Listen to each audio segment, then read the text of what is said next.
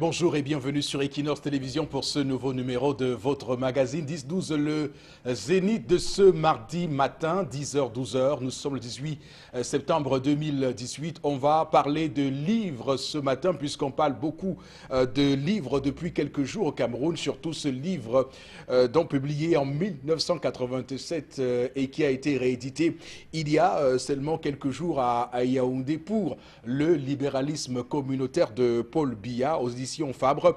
Je voudrais, et ce matin, le Zénith voudrait proposer à tous les Camerounais, à tout Africains qui se respectent de lire 4 ouvrages importantissimes, Culture et Nation nègre de Cheikh Anta Diop, pour se replonger dans ce qu'est l'Afrique d'il y a 6000 ans, de l'évolution de notre histoire.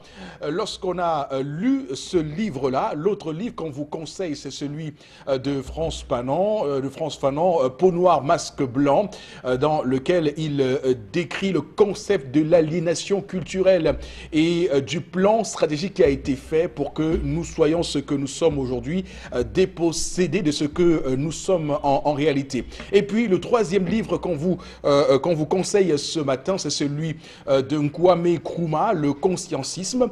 Et ce livre-là va nous permettre de faire la contre-stratégie, donc de puiser ce qui est intéressant chez l'Occident pour avancer fièrement pour l'avenir, puisque Kwame Nkrumah n'est pas pour que nous nous coupions du monde, il est pour que nous prenions conscience de ce que nous sommes, et de là on peut donc établir un postulat pour construire l'avenir, un avenir radieux pour les fils de ce continent. Et puis l'autre livre que je vais proposer fera polémique, mais je tiens à dire que ce n'est pas ici une prise de position de campagne électorale, mais c'est plus une pensée pour quelqu'un qui a écrit donc le livre L'urgence de la pensée du professeur Maurice Kamto. Et là, c'est clair qu'il est question de sortir du prêt-à-penser, qui serait une forme de prêt-à-porter pour les habits, dans le prêt-à-penser, et à cette façon qu'on a le plus souvent de réciter les grands auteurs tels que Descartes, Hegel par exemple, à qui on attribue à tort la théorie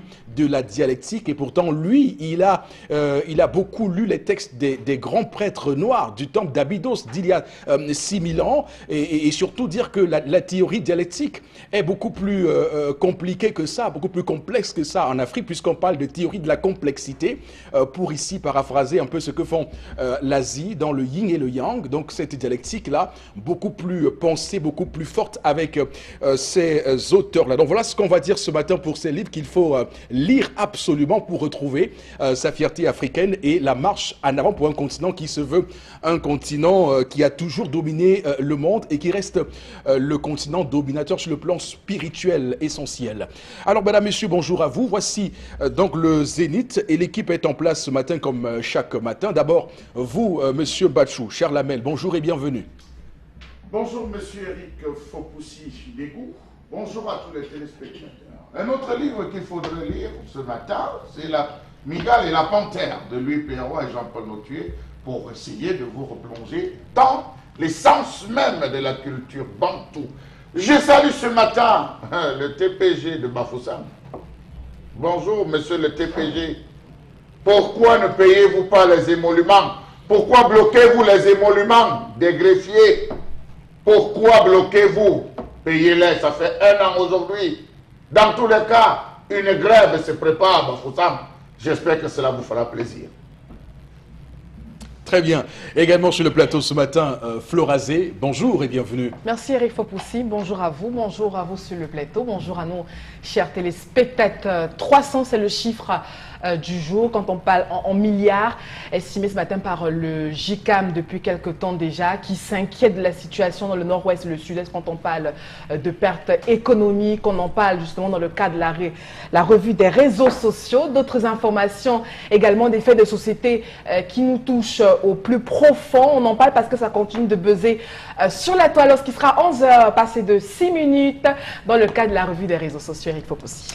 Voilà, Florazé, rendez-vous pris pour tout à l'heure. Tenez-vous tranquille, madame, messieurs, vous ne serez pas déçus. Également sur le plateau ce matin, Bobok Bengan, bonjour et bienvenue. Bonjour, monsieur Fopoussi Négou, bonjour à vous, chers téléspectateurs. Moi, Je vais continuer à livrer pour le libéralisme communautaire, pour montrer l'échec de quelqu'un.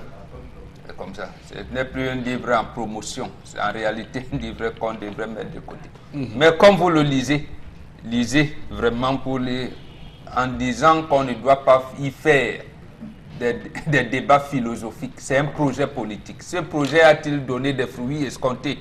Moi, j'ai lu, j'ai dit non. Donc, mettons les deux côtés. Et ça a échoué. En tout cas, c'est un livre qui n'apporte rien aux Camerounais. Ça ne fait bouger d'aucun centimètre notre condition, ou simplement ça fait bouger nos centimètres plutôt vers moins l'infini, et pas plus l'infini pour ceux qui savent comment les mathématiques ça fonctionne. Madame, Messieurs, démarrons cette émission ce matin avec la première articulation. Il s'agit de l'histoire du jour de Tendance Peugné, la voyageuse. Bonjour Tendance. Bonjour Eric, bonjour à tous ceux qui me regardent ce matin. Frère Maman, comment tu me trouves? C'est bien. Très bien. Mais dis donc, est-ce que je me laisse faire? Attends, j'arrange bien. On va non. Est-ce que je me laisse faire Flora? Non, non, Si c'était épaule comme ça, les filles vont dire que c'est sûr que son gars l'a tapé. Non. Même s'il me tape, c'est l'amour. Je veux comprendre que c'est l'amour. Scandale familial à Bepanda, Carrefour Pasteur. De chez Janine Quefeu. Tu veux Janine Quefeu, non, Flora? Oui, oui. Son anniversaire, c'est aujourd'hui. Joyeux anniversaire, ma puce. Scandale familial à Bepanda, Carrefour Pasteur. Un enfant qui a eu le bac. Attends, comment il va me dire ça? Un enfant qui a eu le bac, les parents s'entretuent. Père et maman s'entretuent. Je ne sais pas comment il va. Donc, ils ne sont pas contents que leur enfant... Non, ils sont contents, mais il y a un problème qui se pose. Jusqu'à ce que si le service social n'intervient pas à temps, vous allez entendre... Donc, ce que vous allez voir avant d'aller dire. Que s'est-il passé, Père Momo? Je veux comprendre. Tant que tu es tympans, tu entends mon père. Tu m'écoutes. Voilà un enfant qui a eu le bac. La mère veut que l'enfant parte continuer ses études chez les Blancs. Elle a dû appeler son époux, ouais, comme tu vois là, je veux qu'on cause. Tu sais qu'en couple, la femme ne fait pas le bras de fer, doit normalement causer avec son homme, même au nom de l'amour. Elle a appelé son mari que B. Voilà, j'ai qui a eu le bac. J'ai trouvé un réseau pour aller fréquenter chez les Blancs. Mais c'est 6 millions. 6 millions de francs CFA. Le papa aussi de son côté a dit à sa femme que, donc c'est pour ça que tu m'appelais B. Donc ton fils et toi, vous avez là réfléchi jusqu'à calculer le jour de ma mort. Tu sais combien je touche à la fin du mois? La dame dit, non, je ne parle pas de ton salaire parce qu'il a un terrain à Yassa. Il avait acheté un terrain à Yassa. Depuis, il n'a même pas construit. Alors, si l'autre, sa maison, ça ne pas un Carrefour Pasteur. Sa femme lui a dit que bébé, je te donne, fais une proposition. C'est mieux de vendre le terrain de Yassa pour faire voyager l'enfant. Ou le terrain est positionné, on peut vendre à 11 à 12 millions, ça dépend. Si tu es chaud, je commence à écrire terrain à vendre partout. Comme ça, on prend, tu retires 6 millions, tu fais voyager l'enfant. Et c'est lui l'aîné. Monsieur est devenu fou. Il dit que sa femme et son fils se sont associés. Oui, c'est un plan. Il dit que sa femme... Bon, attention. Parce que j'ai écouté les deux versions. Hein. Non, c'est un plan. Quand j'ai parlé, il me dit que ma fille, dit oui, papa, il dit que, écoute, avant d'aller dire. D'accord. Et quand tu vas dire, tu éclaircis pour les deux personnes. Attends, j'enlève bien les lunettes avant de parler, Eric. Ils veulent que le monsieur attrape un AVC et reste vendre le terrain et comment. J'enlève les lunettes, mon parent de parler. C'est manifestement un complot. Ouais, c'est un complot. Si elle n'enlève pas les lunettes, on va dire que la bagarre était chaude la nuit. Oui, aujourd'hui, c'est même de penser que tu as l'Apollo. On va dire que j'ai l'Apollo. Je n'ai pas l'Apollo. Mes yeux sont normales. Monsieur dit que son épouse et son fils se sont entendus pour le tuer, prendre ses biens. Je suis d'accord. Il dit que si sa femme ne l'aime plus, elle libère. Absolument. Qu'on n'aime pas un homme, ça donne seulement ça.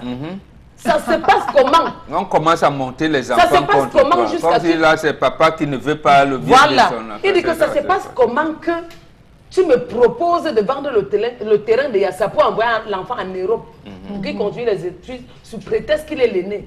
Vraiment. Il a dit à son fils que si tu as eu le bac pour partir à Megno, c'est que tu ne pars pas. Tu vas voir la jonque à la télé. Tu ne vas pas partir à Megno. Donc où l'enfant est traumatisé de son côté, la mère est traumatisée, les parents sont en train de se chamailler. Vous avez la parole. Comment se comporter face à cette situation? Est-ce qu'il faut dire à madame que son plan a échoué? Ou encore, au nom de l'amour, on peut envoyer l'enfant en Europe, sachant que demain ou après-demain, si l'enfant réussit, il va tenir la main de ses frères. Point d'interrogation. Comment réagir face à cette situation? J'en ai terminé. Talking of you, téléspectateurs.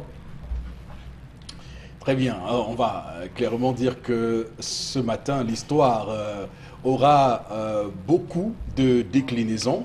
Je peux déjà vous le garantir, madame, messieurs, puisque les tentacules et les ramifications sur lesquelles nous pourrons déboucher en commentant, en décryptant l'histoire de ce matin, va nous amener à l'orientation post-baccalauréat. On sait que c'est une question qui le plus souvent fâche et actuellement pour les enfants qui sont en classe terminale, ce sera un casse-tête chinois lorsque viendra la réussite de leur diplôme de baccalauréat en fin d'année. Nous sommes engagés dans une nouvelle année scolaire 2018-2019. On va également évoquer le coût des études. Vous savez, c'est une question qui reste toujours importante pour les parents, surtout ceux à revenus modestes, qui ne savent vraiment pas à quel sens se vouer lorsqu'arrive ce type de situation et se demandent comment joindre les deux bouts, comment calculer et pouvoir s'en sortir sur le plan financier. On va également se poser la question, et ça revient au conscientisme de Kwame Nkrumah, la nécessité des études à l'étranger, à l'Europe précisément. Est-ce que c'est vraiment utile pour les Africains, les jeunes Africains, d'aller grossir les rangs des universités occidentales? La question va bien sûr se la poser ce matin. Et puis, nous parlerons de la qualité de la formation. Est-ce qu'au Cameroun, il n'y a pas de formation qui puisse nous permettre, évidemment, de ne rien envier à l'Occident et à l'étranger? Vous voyez, il y a beaucoup de ramifications dans l'histoire de ce matin. Et puis, les rapports familiaux, parce que ce que cet homme avance comme argument est tout à fait récurrent dans ce qu'on pourrait imaginer dans les relations de couple aujourd'hui, lorsqu'on voit comment souvent les papas ont tendance à renvoyer la faute sur la maman, qui serait coalisée avec son fils pour faire ce qu'on pourrait appeler un complot, un coup d'État familial. Donc voilà, c'est quelques ramifications qu'on peut comme ça vous dévoiler ce matin. Bon, Robengan, sur cette histoire ce matin, quel type d'analyse vous faites des différentes questions qui peuvent se poser? D'abord, ça pose plusieurs problématiques. La première, et ça existe souvent, c'est-à-dire vous avez une femme qui ne sait rien du tout de ce que c'est que l'instruction, mais elle donne des leçons ou des choses qui concernent l'instruction. Et ça va chambouler. La deuxième chose, c'est l'investissement pour les enfants. Et là, je pense, Frank Kafka disait, les parents qui attendent de la reconnaissance de leurs enfants sont comme des usuriers qui risquent volontiers le capital pour toucher les intérêts. C'est fort, ça. Oui, c'est Frank Kafka qui disait ça. Oui. Donc, ici, d'abord, la femme va disloquer la famille pour rien. Il faut préciser que cet enfant, si vous lui donnez 10 millions maintenant, elle ne va pas fréquenter en France au cours de cette année académique. Lui va passer le temps à végéter. Mais il y a des exemples de réussite. Non. Bon. L'instruction, oui, dit bien qu'il a le bac, il ne va pas par la Libye, comme les amis de Charles Hamel. Oui. Voilà. Il veut aller normalement. Ça veut dire qu'on s'inscrit d'abord. Oui. On s'inscrit dans une école, dans une faculté, et on prépare le départ. D'accord. Voilà, c'est pour cette raison que je dis cette femme ne sait pas comment ça se passe, ne connaît pas les procédures. Oui, elle parce veut que envoyer si son enfant. si on prend le cas de la France, c'est clair que pour l'année académique 2019-2020, c'est à partir de novembre prochain qu'on commence à ouvrir un dossier à Campus France et pour peut s'inscrire. commencer à suivre les procédures. Absolument. Absolument. Jusqu'en février 2019, oui, l'enfant a la possibilité de s'inscrire. D'accord. D'abord, et pour commencer les cours en août ou septembre 2019. Donc cette année, s'il va en France, c'est l'argent perdu. Et si c'est l'Allemagne, a-t-il appris l'allemand Voilà, avant ça donc, pour pouvoir même rattraper la rentrée d'hiver en janvier? C'est une autre question. Vous voyez, oui, nous avons donc ce genre de problème dans nos familles. Et l'enfant, la maman est en train de faire un investissement et elle va attendre un retour en l'investissement. Oui. C'est pour ça que je parle de Frank Kafka. Comme l'usurier. Voilà, une usurière. Une usurière. Voilà. Donc, et là, c'est dangereux. D'accord. Déjà, l'enfant sait que papa ne m'aime pas. il sait déjà là que non, mon père, sa maman est en train de l'amener à comprendre que son père ne l'aime pas. Et après, ça va dire, tu es même sûr que c'est ton père. Donc c'est dangereux. Voilà, c'est dangereux. Le comportement de la mère est très dangereux. Elle prend des engagements au lieu de parler sur l'oreiller en lui disant que mon fils a dit que voilà. Mais elle part, elle commence déjà à, comment je vais dire ça, à faire les projections à l'enfant. Et sachant le milieu éducationnel chez nous, comment c'est, j'allais dire, c'est pas attrayant. Et l'enfant pense que là-bas c'est bon, il a déjà inculqué ça. Et la maman est en train de gâter son fils. Et qu'est-ce que vous dites? On va vendre le terrain pour qu'il aille. Et maintenant les autres qui restent sur place. Comment on fait? Comment on fait? Et ce terrain, même si on le vend à 10 millions, est-ce que les 10 millions vont financer l'éducation de cet enfant jusqu'à obtention du diplôme requis et trouver du travail? Et pendant ce temps, les autres, ils iront à l'école, ils n'iront pas à l'école. Donc voilà, c'est toute cette problématique que madame n'a pas voulu poser. Elle veut un investissement pour l'enfant et tout. Après, elle dira, il va même tout faire. Elle peut même aller s'entêter dans les tontines et envoyer l'enfant maintenant en France, va commencer à payer le loyer et l'enfant ne va pas fréquenter. On dira que moi aussi, mon fils est en France. Moi aussi, mon fils est en France, alors que le gars, il n'a rien à faire. Mimétisme pur. Et cette femme, pour terminer, c'est pour ça que je vous ai dit, il faut que la chicotte revienne dans le foyer. Alors, bon, la chicotte, on verra bien à quoi ça sert et pour qui elle est. Non, et c'est la femme affectée. qui doit garder la chicotte. Oui. Donc, Alors, elle doit- Bombok, sacré Bombok, ce matin. Alors, Florazé, il est quand même tout à fait admis qu'il y a beaucoup de gens qui se glosent le nombril en disant aux gens, et en se vantant d'ailleurs sur le fil, d'avoir envoyé leurs enfants en Europe. Est-ce qu'au final, le fait d'envoyer des enfants en Europe ne perd pas sa substance avec ce type de comportement? Non. Non, parce que, vous savez, on a quand même une femme qui a souci de l'éducation de son enfant. Je rappelle que qu'on aille en Europe ou qu'on reste en Afrique, on a quand même de très belles et grandes écoles qui peuvent justement, par rapport à la formation qu'on voudrait avoir. C'est-à-dire que maintenant, je crois que le problème qui se pose dans cette famille, c'est un problème de planification et de consultation. La femme, je ne suis pas totalement d'accord avec Bombok, peut-être que c'est une femme qui n'a pas peut-être poussé dans des études supérieures et autres, qui n'a peut-être un background très éloquent, et puis peut-être qui n'a pas souvent la possibilité d'exprimer un certain nombre de choses. Oui. Quand vous êtes face peut-être à un partenaire qui, lui, justement, vous rabaisse à un certain niveau, il vous dit, quand on parle d'éducation des enfants, quand on parle d'instruction sur le plan d'éthique et autres, tu n'as pas tu n'as pas ton mot à dire, Oui. tu as fait quelle étude et tout. Et c'est ce langage, Qu'est-ce que tu en sais? ce langage qu'on retrouve dans pas mal de familles où monsieur peut-être a eu un boulot, il a eu la chance de poursuivre ses études et puis il a pour épouse une femme qui, elle, peut-être n'a pas eu cette chance. Vous savez, il y a un déséquilibre total. Et il y en a également qui réussissent à rattraper cela. Donc maintenant, je trouve que peut-être la femme s'exprime très mal, mais elle a quand même mis un besoin.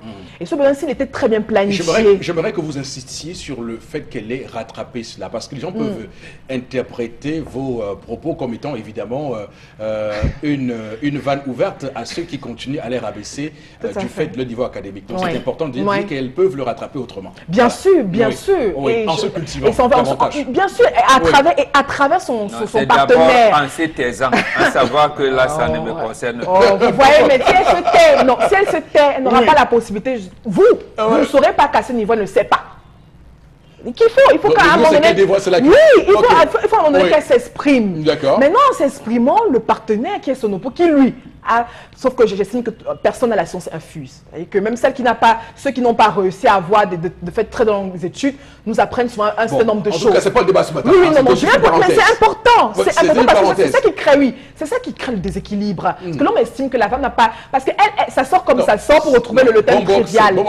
Qui estime cela? C'est Non, son non, point mais de vue. non, il a raison de le dire. Voilà. Il faut parce C'est que ce qu'il ça, a dit. oui, Non, c'est un mais point sauf que important dans l'histoire également. de ce matin, Non, ça je peut viens- être aussi que l'homme n'estime pas que ce que dans le rapport qualité-prix, Oui, j'en viens. faire que l'école en France, en Belgique ou en Allemagne soit bénéfique pour l'enfant, ou que l'homme estime qu'il n'a pas assez les moyens et qu'il a d'autres projets pour son enfant. Parce que n'oublions pas, l'homme peut avoir des projets pour son enfant. Mais sauf que l'histoire ne nous dit pas. Il doit justement dévoiler ses projets. C'est ça qui pourrait calmer la femme en question. D'accord. Non, j'estime que s'il y avait beaucoup plus de dialogue, de planification et autres, ça peut se faire. On connaît, c'est-à-dire que vous soyez issu d'une famille bourgeoise ou pas. On est en face d'une femme qui ne veut rien entendre. Non, attendez, c'est-à-dire que, vous savez, quand vous êtes en face d'une femme en colère, d'une femme frustrée, qui n'arrive pas, qui n'arrive pas à s'exprimer, à être obstinée parce qu'elle a l'impression qu'elle n'est pas, non, pas l'impression, elle n'est pas écoutée. Elle n'est pas écoutée. Et on parle d'instruction, ça veut dire qu'on parle de ce qui est mieux pour l'enfant. D'accord. Et qu'il ne faut pas qu'un partenaire pense que c'est lui qui a son mot à dire. Il est le seul à dire n'importe quoi et tout. Non, puisqu'on parle de la femme. Qu'elle ait des études, fait des études ou pas, elle a quand même élevé, elle est en train d'élever cet enfant. Maintenant, il faut qu'elle s'exprime. Il faut qu'elle développe, comme vous l'avez dit, ses lacunes pour que le partenaire qui est son époux lui dise... à son mari, pas à l'enfant. Oui, non, je viens pour dire que je vais clôturer mon propos. Oui, allez-y, je vais clôturer mon propos. Oui, je vais clôturer mon propos en disant que les planifications, comme en tant que parents, que nous effectuons pour nos enfants, les plus souvent, nous ne le faisons pas avec les enfants. On peut procéder par des interrogations. Qu'est-ce que tu voudrais faire quand tu seras à l'âge adulte, etc. et tout. On pose certaines pistes. Maintenant, à travers ces pistes, nous, adultes, nous avons la responsabilité de les explorer avec une planification financière et tout. Je rappelle que même ici, sur le terroir, on a quand même de grandes écoles. On a des intellectuels, que ce soit en Afrique ou bien ailleurs. Ça dépend maintenant de la bourse et de la vision de chaque parent. Mais je crois que c'est un problème de manque de dialogue, de planification. Et il faut que les hommes donnent la place aux femmes. Surtout pour ces femmes qui n'ont pas peut-être réussi à avoir un niveau d'études plutôt florissant. Et elles ont leur mot à dire dans l'éducation de leurs enfants. Rien ne dit que dans l'histoire de ce matin, ce soit une femme qui n'est pas... C'est pourquoi j'évite qu'on fasse ce débat-là, qui va biaiser la compréhension du sujet de ce matin par les téléspectateurs. Alors, Charles Abel, est-ce que cette histoire ne vient pas montrer qu'au final, et donner raison à ceux qui pensent que dans les couples, les femmes sont davantage des rêveuses que des personnes qui prennent en compte la réalité des choses? Je dirais plus, monsieur Éric Fopoussi-Négou, l'homme à la recherche d'une partenaire a fini par trouver une adversaire. Cet homme recherchait une partenaire, mais celle qu'il a trouvée était une adversaire. Monsieur Éric Fopoussi, elle donne là la définition stricte du mariage, qui est la seule guerre où les deux ennemis dorment sur le même lit. Voilà une femme qui va comploter tout à la cuisine avec son fils, disant à son fils que lorsque je vais dire ça, tu renchéris comme ça. Si ton père fait comme ça, je suis sûr qu'il va sortir comme ça, tu reprends comme ça. Et d'ailleurs, c'est un fils à plaindre. Hein. C'est un fils à fouetter. Elle a préparé son fils à la bataille avec son père. Oui. Chaque fois que ce type de comportement est arrivé chez nous, les Bantous, on a chassé l'enfant là de la maison. Oui. Oui, Florence, c'est vrai. Je dis chaque fois que ce type de situation est arrivé, où l'enfant se permet de s'introduire dans le débat entre les deux parents, l'enfant ne reste plus. Dès cet instant et ce jour, il sort de la maison. Il est émancipé. J'ajoute qu'on avait 9 jours. Oui. Voilà. Et davantage parce que, et c'est ça aussi la qualité de l'éducation qu'une femme donne à son enfant, enfant garçon. Parce que monter, et généralement les femmes sont celles, et je prends l'exemple de multiples femmes qui nous regardent, sont celles qui viennent le plus souvent dire à leurs enfants en cachette, ton père a dit si, s'il te plaît, écoute ce qu'il a dit. Merci monsieur. Ce qu'il a dit. Merci à Bonbon. Non, mais attendez. Monsieur Éric Fopoussi, il est facile de dépenser 100 000 que de gagner 100 000. C'est presque un euphémisme. Je dis, il est facile de dépenser 100 000. Oui. Vous pouvez flamber 100 000 en 2 minutes. Mais travailler 100 000, monsieur, il faut pousser, c'est compliqué. C'est elle, cette femme, comment ce monsieur a souffert pour acquérir ce terrain? Bon, c'est compliqué, sauf pour ceux qui font, ceux qui publient ça à Konengi. Voilà, mais monsieur, il faut pousser. Enlever 6 millions de manière brute ou vendre le terrain, parce que la femme très maligne et très sage qu'elle est, elle s'est tuée, M. Eric Fopoussi. Parce qu'elle a donné la valeur même exacte du terrain.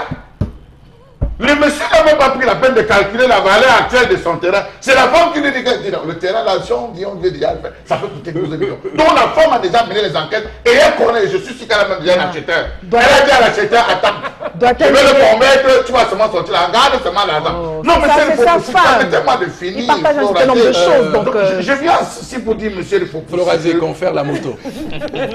Monsieur le Fopoussi, je viens pour dire que l'acheteur, elle est là. Elle a dit que gardez seulement l'argent.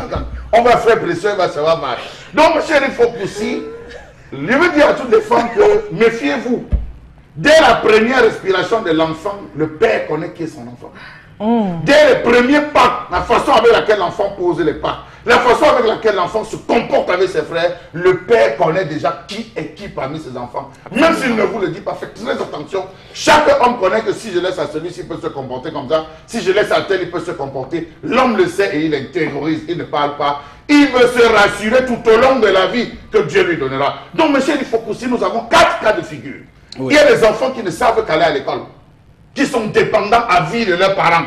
Était-ce le cas? Point d'interrogation. Nous avons des enfants qui se battent pour financer eux-mêmes leurs études. C'est-à-dire que le gars dit, papa, ok, je vais me battre. Il commence à affronter toutes les vacances. Il est dans les chantiers, il est dans ci, il est dans ça. Il s'achète une petite moto. Il pointe pendant le week-end. En semaine, il garde la moto. Il fait son école. Voilà les enfants que nous avons. Et nous avons des enfants qui ont pris leur autonomie.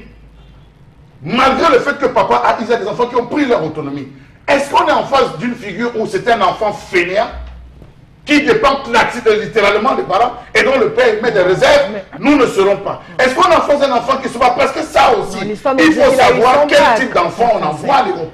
Il y a beaucoup de fainéants qu'on a envoyés à l'Europe qui sont arrivés et qui ne foutent rien. Permettez-moi l'expression, c'est pas une insulte. Qui sont allés en Europe et qui ne foutent rien, qui sont une honte pour leur famille. Et lorsque le père est malade, la mère tombe, la mère vient à décéder, l'enfant ne parvient même pas à envoyer 1000 euros ou 500 euros pour pouvoir enterrer leurs parents ou encore assister la moindre famille. Oui. Donc, monsieur, il faut alors, juste dire qu'être feignant, c'est ne pas faire d'efforts. Oui, ne pas faire d'efforts. Voilà. Donc, pour dire, monsieur, il faut pousser on se retrouve donc dans ce type de concept et à la fin, le père dit, ok, moi je ne le sens pas, peut-être il ne le dit pas à la femme, je ne sens pas l'enfant, mais pour le moment, le projet n'est pas là. La femme doit, et je pensais que Florazé devait, je chute par là, Florazé devait forcément discuter, le dire, la femme devait se rapprocher de son mari et lui dire, notre fils vient d'avoir le baccalauréat.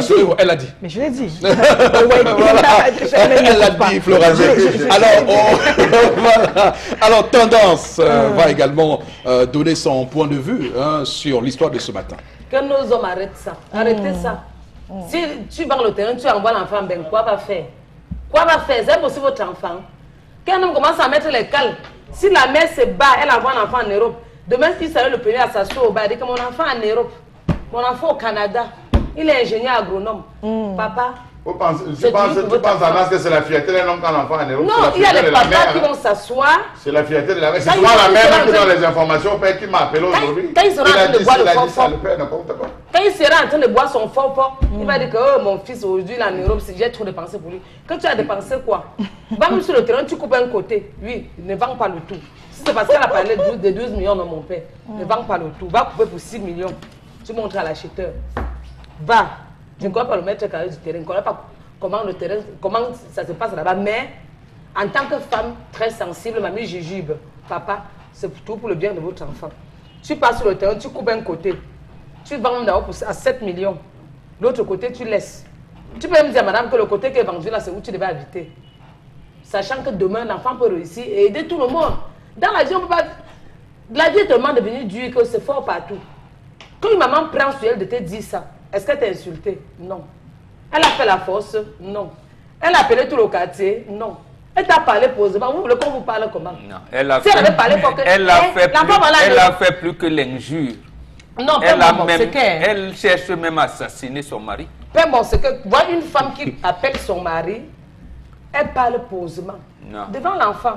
Pourquoi devant l'enfant? C'est là le problème. Elle a dit devant l'enfant. Ça veut dire qu'il a mangé l'enfant. Voilà, qui a eu le bac, chérie.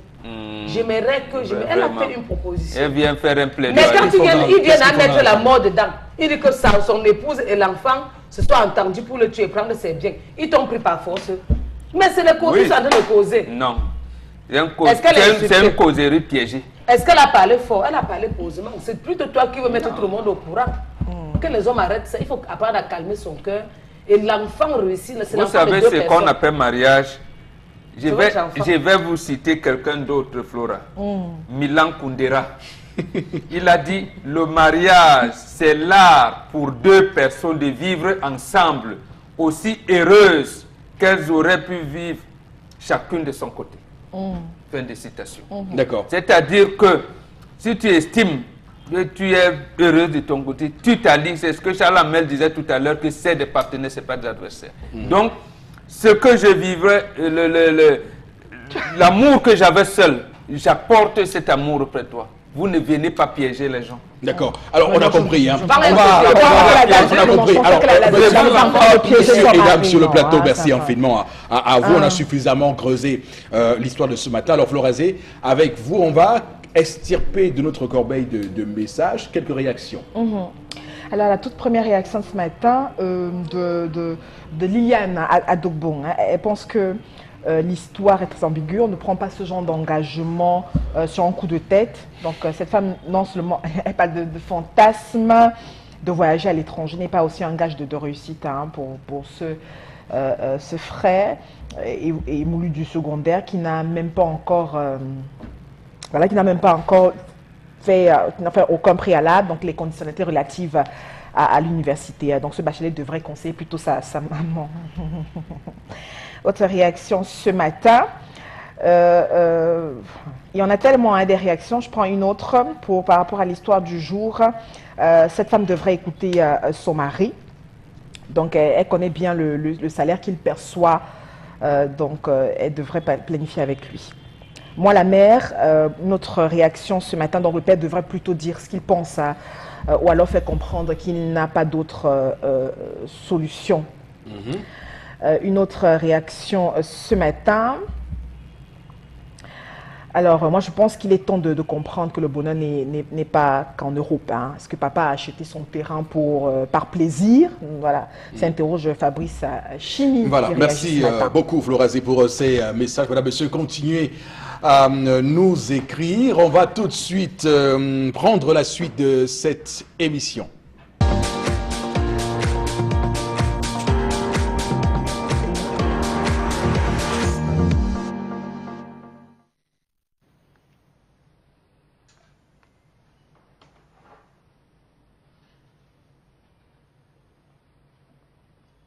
Je m'interroge ce jour sur la question de la concurrence déloyale que l'État lance aux commerçants.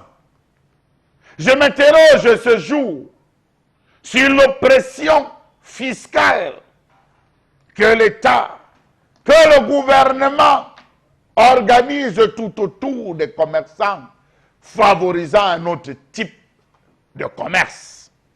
Je m'interroge ce jour sur la question de la MIRAP, entendez mission de régulation des approvisionnements des produits de grande consommation dans ce pays. Qu'est-ce que le nom est beau, mais ça me rappelle aussi la MIDEVIVRE, mission de développement des vivres, mort de sa propre mort. Vraiment, dites-moi à quoi sert cette affaire qu'on appelle MIRAP dans ce pays. Pour ceux qui ne savent pas ce que c'est que la MIRAP, c'est des comptoirs sous chapiteaux qu'on organise partout dans la ville. Vous trouvez les plantains, l'huile, le sel, tout à l'intérieur. On commercialise tout sous des tentes. Vous retrouvez ça à des carrefours, des entrées, Bao, Bonamou Sadi, partout. Voilà les commerces ambulants autorisés. Les marchés centrales à ciel ouvert autorisés par l'État. Quelle est la différence qui existe entre nos marchés quotidiens et les marchés de la MIRAP?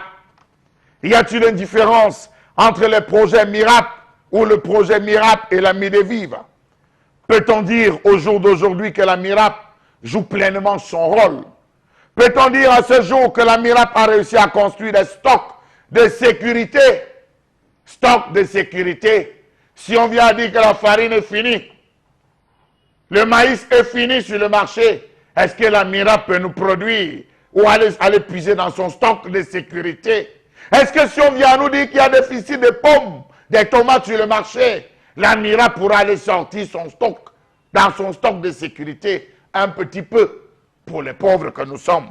Peut-on dire que la MIRAP a mis un terme à la forte instabilité des prix sur le marché par un meilleur approvisionnement de ce dernier en quantité et en qualité? Je vous dirais non. La MIRAP même est chère, parfois plus que le marché. Comment comprendre cette inertie, ce manque de vision stratégique et navigation à vue érigée en mode de management à la MIRAP? Comment comprendre que malgré l'existence de la MIRAP, le marché de l'alimentaire reste encore plus cher? Comment comprendre que cette augmentation des prix des produits de grande consommation dans ces fameux marchés de la MIRAP? À quoi aura servi l'implémentation de cette structure alors qu'elle avait près d'un milliard par an? Vraiment, dites-moi où sont passées les recettes des ventes de la MIRAP d'année en année depuis 2011, date de sa création. Si on dit en sourdine que la MIRAP est déjà en faillite, n'ayons pas peur. Il se rend compte que ça ne va pas à la MIRAP.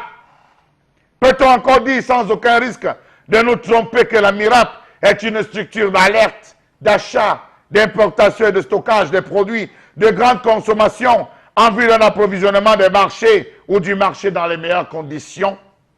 Comment comprendre cette absence de publicité, de promotion et de communication qui tourne tout autour de cette affaire de la MIRAP-là?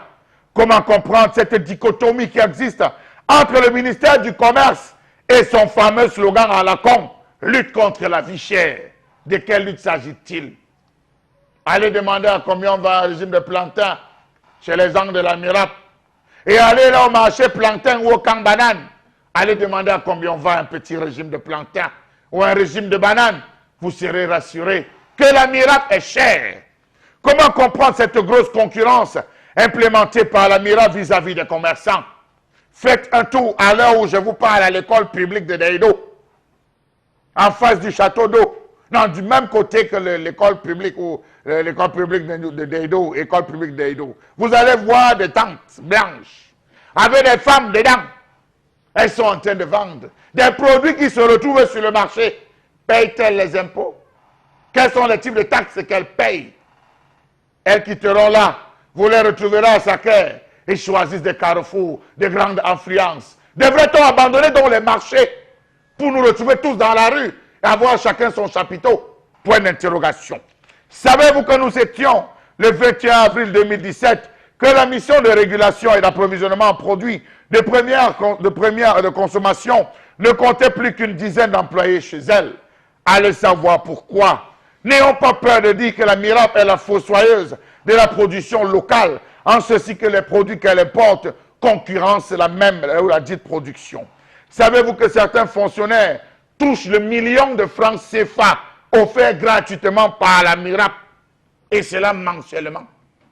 De millions de francs CFA. Oh mon Dieu! Savez-vous qu'il existe des tensions de trésorerie qui empêchent l'équipe de la MIRAP à payer les primes de ses partenaires entre salaires impayés, personnel démotivé, maigres moyens financiers et management dépassé? La MIRAP fait face à moult problèmes. Conclusion, nous avons un État oppresseur, concurrençant le secteur informel, des employeurs superman, oppresseurs des employés, des employés inscrits à l'école de la corruption, des hommes qui ne respectent plus leurs femmes et un marché qui se porte finalement bien. Le tout moulé dans la crise anglophone qui empêche les produits de se retrouver ici. Comment donc la MIRAP ne fait-elle pas pour se retrouver à Boya, au sud-ouest, ou encore à Bamenda, parce que les populations ont faim? Où est passé le stock de sécurité de la MIRAP? Point d'interrogation.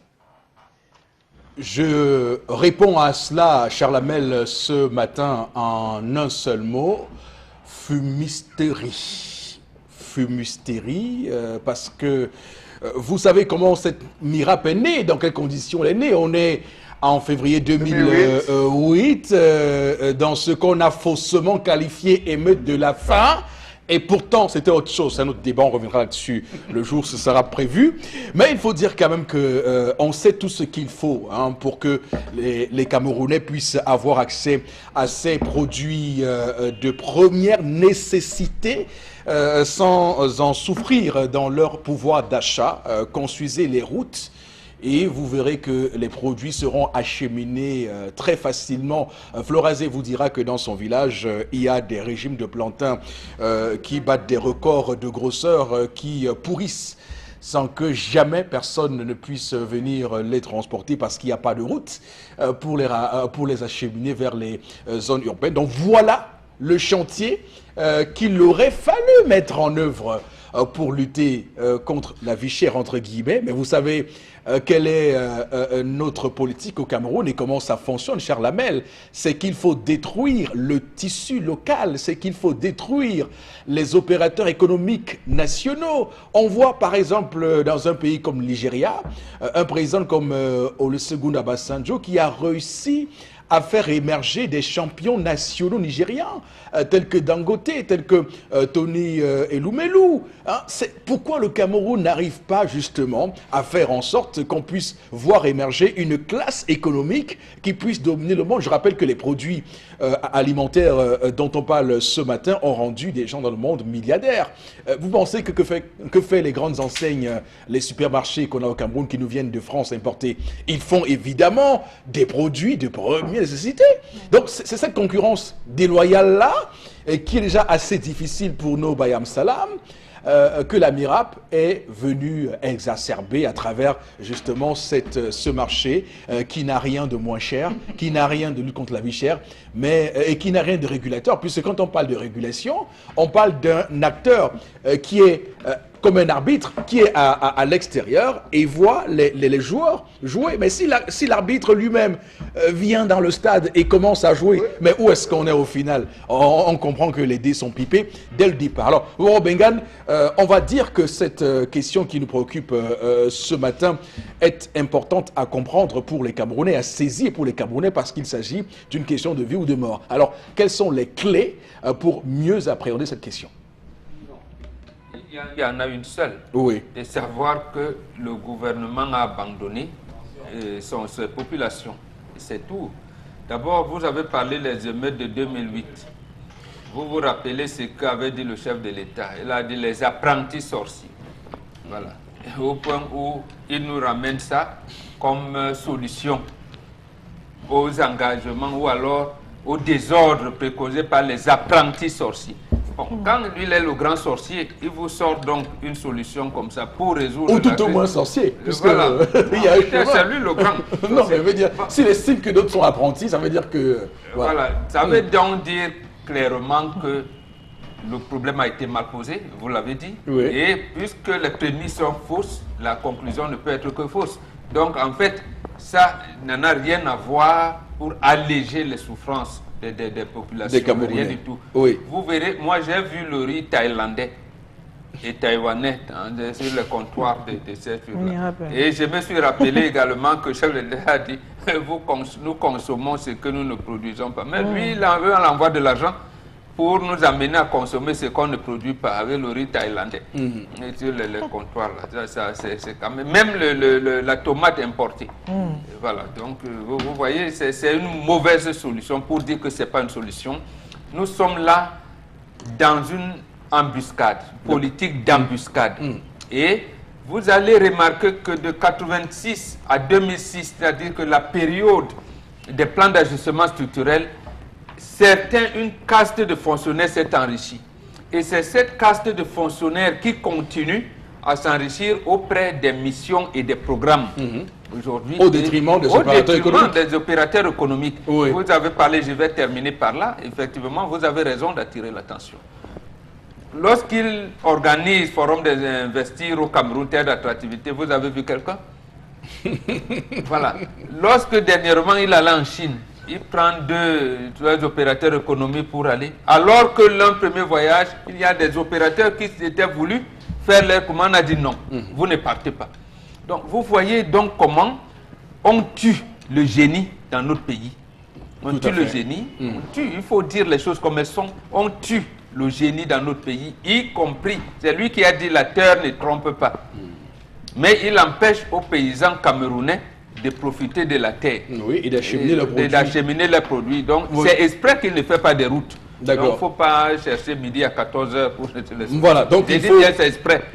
Bon, la politique est claire, elle est donc claire pour tout le monde. Alors, Florazé, est-ce qu'on doit supprimer purement et simplement la MIRAP? Mais tout à fait, parce que Oui. en fait, c'est la MIRAP qui a besoin d'être sauvée aujourd'hui. Parce que même quand vous allez dans... Oui, parce que quand on parle de sécurité alimentaire, la MIRAP a été instituée justement pour permettre aux populations de s'approvisionner en termes de consommation, de produits de grande consommation. Donc aujourd'hui, faites un tour dans ces chapiteaux.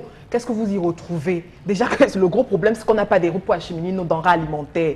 Comment voulez-vous qu'on retrouve du macabo, du plantain, comme il se doit dans ces chapiteaux? Voilà, à des prix abordables. Et maintenant, oui, et à des prix abordables, parce que déjà le coût au niveau du transport est tellement élevé que quand vous arrivez justement dans ces... Mais quels sont les commerçants également qui sont recensés pour commercialiser dans ces chapiteaux, pour exposer dans ces chapiteaux?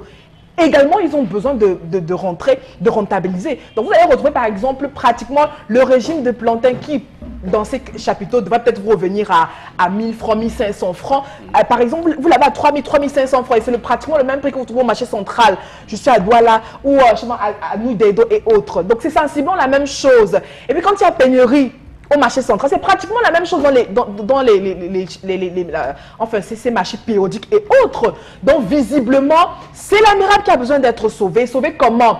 S'il y avait les routes, si les routes étaient viabilisées, et il faut pousser, on n'aurait même pas besoin d'avoir justement ces MIRAP. Les populations allaient s'en sortir naturellement. Faites un tour à la gare de Bassa. C'est-à-dire que s'il y avait les routes proprement dites, c'est-à-dire que chaque Camerounais allait, allait prendre sur lui de savoir où s'approvisionner quand il faut, parce qu'il y a de la matière. Mais c'est ça. Donc on a besoin de ces préambules, de cette base pour permettre aux populations de s'en sortir. Tant qu'il n'y a pas cette base, donc les tentatives de solutions aériennes, ça ne servirait à rien. La preuve aujourd'hui, faites un tour dans ces chapiteaux. Donc, Luc Magouambaga Tangala, c'est le ministre du Commerce. C'est à lui qu'on s'adresse ce matin, hein, puisqu'il faut dire les choses comme elles sont. C'est le ministre du Commerce. Donc, évidemment, il est bien censé régler cette situation à travers sa hiérarchie au niveau du gouvernement, mais également à la présidence, pour que on puisse avoir des Camerounais qui puissent s'alimenter convenablement et sans avoir à se couper la gorge pour pouvoir acheter soit du macabo, soit du manioc, soit du plantain, veut dire tout ce qui contribue à nous alimenter au quotidien. Alors, tendance, est-ce qu'on doit supprimer cette affaire, la MIRAP? Mira, c'est Mira ou c'est Mira? MIRAP. Mira, vous vendez cher. Le Mincommerce, SOS. La tête de cheveux qui vendent là-bas à 500 francs. Au marché, on a ça à 350 francs. Vous croyez que vous vendez quoi d'extraordinaire qu'on ne connaît pas? Le paquet de mions que vous vendez là-bas à 600 francs. Au marché, c'est 500 francs. Vous venez encore nous finir. C'est mieux d'aller au marché. Carrefour Omnisport, c'est le Terminator. Pour ceux qui ne savent pas, comme il y a le stade là, maintenant qu'on est en chantier, on ne vend plus là-bas. Mais avant les chantiers, ou encore à côté du commissariat 9e, voilà le chef que je connais. Quand tu arrives là, on te dit que le kilo de viande, c'est 1000 combien. Parfois, c'est le faux kilo. Tu ne peux pas acheter 1 kilo de viande là-bas, tu ne peux pas que ça donne ça. Mieux, tu peux acheter ton client du marché. Si te manque, demain tu vas dire tu m'as fait ça, non? Tu m'as fait ça. Alors qu'à celui-là, tu vas venir acheter aujourd'hui. Après une semaine, ils seront plus sur les dieux, tu vas te plaindre. On va suspendre ça. Mira, tendance qu'il y a dit que le Mincommerce va nous écouter. Il va écouter nos pleurs. Parce qu'ils sont là comme s'ils aidaient trop les Camerounais. Pourtant, ils ne nous aident pas, Florent. Pas du tout. Il faut voir le tas de carottes qu'ils vendent là-bas à 500 francs. Les petits tas de carottes comme ça avec le haricot vert, ils vendent à 500 francs. Les produits importés, la paix, Momo. Je suis même sûr que le spaghetti, quand vous vendez là, c'est le spaghetti nylon. Le spaghetti nylon, le spaghetti bouilli. Que quand tu mets dans la mise, ça devient poton-poton. On va suspendre ça. Alors, Charles Hamel, expliquez-nous en quoi précisément cette MIRAP fait donc concurrence de manière déloyale à nos commerçants locaux. Monsieur Eric Fopoussi, elle fait concurrence parce qu'elle occupe notre trottoir d'abord, premier point. C'est un commerce au bord de la route. Ils sont même chers pour eux. C'est une occupation anarchique de la voie publique, d'abord, premier point. Ça veut dire que quand vous voyez les gars de la MIRAP, n'allez plus chasser les filles qui font le call box. À la seule différence qu'eux bougent, monsieur Eric Fopoussi. Et vous allez être étonné que cette MIRAP ne peut pas vous sortir un chiffre parce que ça n'intéresse pas les ménagères. Voilà une ménagère comme tendance qui nous a détaillé que le million d'or, c'est 600. Oui. Alors qu'au marché, c'est 500. Et vous pouvez discuter à 450. À 450, oui, on te donne. On vous vend. Or, à la miracle, vous ne discutez pas. On dit que non, vous avez ramené. Or, je tiens à vous préciser que les gens de la miracle ont l'avantage que les produits sont transportés gratuitement. Oui, tout à fait. Les produits sont transportés gratuitement. Ils ont des facilités que la pauvre mère du marché n'a pas. Monsieur, il faut pousser. Encore qu'il faut que... Alors, il faudrait donc qu'on revienne à cela. Et puis, la miracle devrait être vue, monsieur, pour les gens qui ne comprennent pas, la miracle devrait être vue comme le grenier de la chefferie. Lorsqu'il y a pénurie, tout le village, chaque village sort les patates, on envoie, on sort le manioc, on envoie, on sort le chou, on envoie, on stocke dans le grenier. Le grand pack, ce qu'on retrouve à Bandour, la grande case de Bandour, la grande case du peuple à Bazou, la grande case qu'on retrouve à Batoufam et à Baleine, cette grande case qui est le grenier où on superpose tous les produits et denrées alimentaires. Lorsqu'une zone viendra avoir des problèmes, on va retirer un peu, on apporte. C'est ça le stock de sécurité. Oui. Monsieur, il faut pousser. Nous n'avons pas de stock de sécurité dans ce pays. Donc la miracle a échoué lamentablement. Allez en Colzé, la colline des panthères à Konolinga, monsieur, il faut pousser. Oui. Vous allez voir les maniocs qui ont mon bras. J'ai dit les maniocs, on sort le manioc, monsieur, il faut pousser ça à mon bras. Qui bouffe ça, c'est les rats. Ça pourrit en terre. Allez en Ngomenzap, monsieur, il faut pousser. Ngomenzap. Allez en Galemendouga. Vous allez vous rendre compte. Allez à Makba, monsieur, il faut pousser. Ah oui. Vous n'avez pas mangé le poisson dans ce pays, allez à Makba. Allez à Ngossas, chez Mienzok. Allez à Ngossas 1, à Barbezé, pardon, Barbezé 1 ou Barbezé 2. Vous allez découvrir, monsieur, il faut pousser, ce qu'on appelle le kanga. Mais que font-ils? Le ministre du Commerce a échoué, monsieur il faut pousser. Il a échoué, je le dis. Il a lamentablement échoué. Il s'appelle Luc Magua Baga à Tangana. La politique lutte contre la vie chère. Monsieur il faut pousser. À l'heure où je vous parle, allez demander le tas de tomates. Allez demander le tas de piments. À l'heure où je vous parle, allez demander. Vous avez 2 poissonneries, monsieur il faut pousser. Allez à nous des dos. Première poissonnerie posée, demandez le prix du kilo, du bar ou du mango de la carpe. Traversez, vous allez voir une autre poissonnerie vous poser. Les prix ne sont pas les mêmes. Où est le ministre du Commerce? S'il ne traverse pas pour aller à la PHP, parce que quand il traverse la ville de Douala, il ne manque pas de faire un tour à la PHP pour aller se reposer. Mais il faut qu'on arrête un peu, monsieur, il faut pousser. Il est temps qu'on se dise la vérité dans ce pays. Les populations souffrent. Nous souffrons, on ne mange pas, monsieur, il faut pousser. Vous allez en Bangam. Oui. Le chef de Bangam, du village de Bangam, ne fait que les pommes de terre. Il a dû supplier, se battre pour acheter une dîna. C'est la dîna où il se bat à mettre le carburant pour aller livrer ses pommes de terre à Bafoussam. Quand même, arrêtons ça. Oui, c'est tout à fait quand même incompréhensible. Et c'est peut-être aussi là que se pose la question de gouvernance. Pourquoi toujours juste apposer ces missions et ces comités qu'on multiplie? Oui, allez-y, je prends, nous sommes tous assis ici. Chacun d'entre nous vient d'une aire précise. Bonbon avec. Monsieur, il faut pousser dans nos villages. Quel est devenu le poste agricole? Je m'arrête là. Commençant par mon village. Alors, bon, on va terminer par là pour que les gens comprennent ce qui se joue et la mauvaise foi qu'il y a derrière cette affaire de MIRAP. C'est que dans ce pays, on a conçu le pouvoir comme étant un agrégat de privilèges. Et donc, chaque fois qu'il y a une situation, on crée des organismes comme ça, budgétivores, pour nourrir des fonctionnaires qui, au final, n'apporteront aux populations. C'est bien cela, c'est bien comme ça qu'on peut résumer ça. Absolument. Oui. C'est pour cette raison qu'en fait, M. Mbarga Tangana est un fusible. Mais en haut, ses patrons n'ont pas d'objectif défini. Oui. S'il y avait un objectif défini, on aurait lui donné les stratégies pour atteindre cet objectif. Mais il n'y a rien de défini au départ. Oui. Vous allez même vous rendre compte qu'il y a chevauchement entre la présidence de la République et le gouvernement. Donc, les gens qui définissent quoi, vous ne savez pas. Oui. Vous ne savez pas qui fait quoi. Mais la conséquence est la même, comme vous avez dit. Une caste de gens s'enrichit au détriment des autres. Voilà.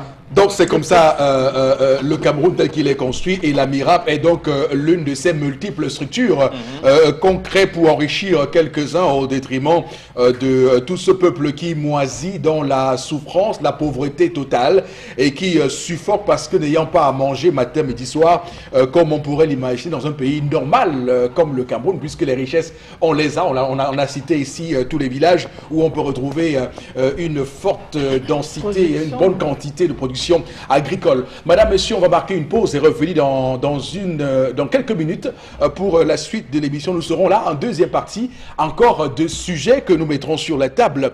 À tout de suite donc.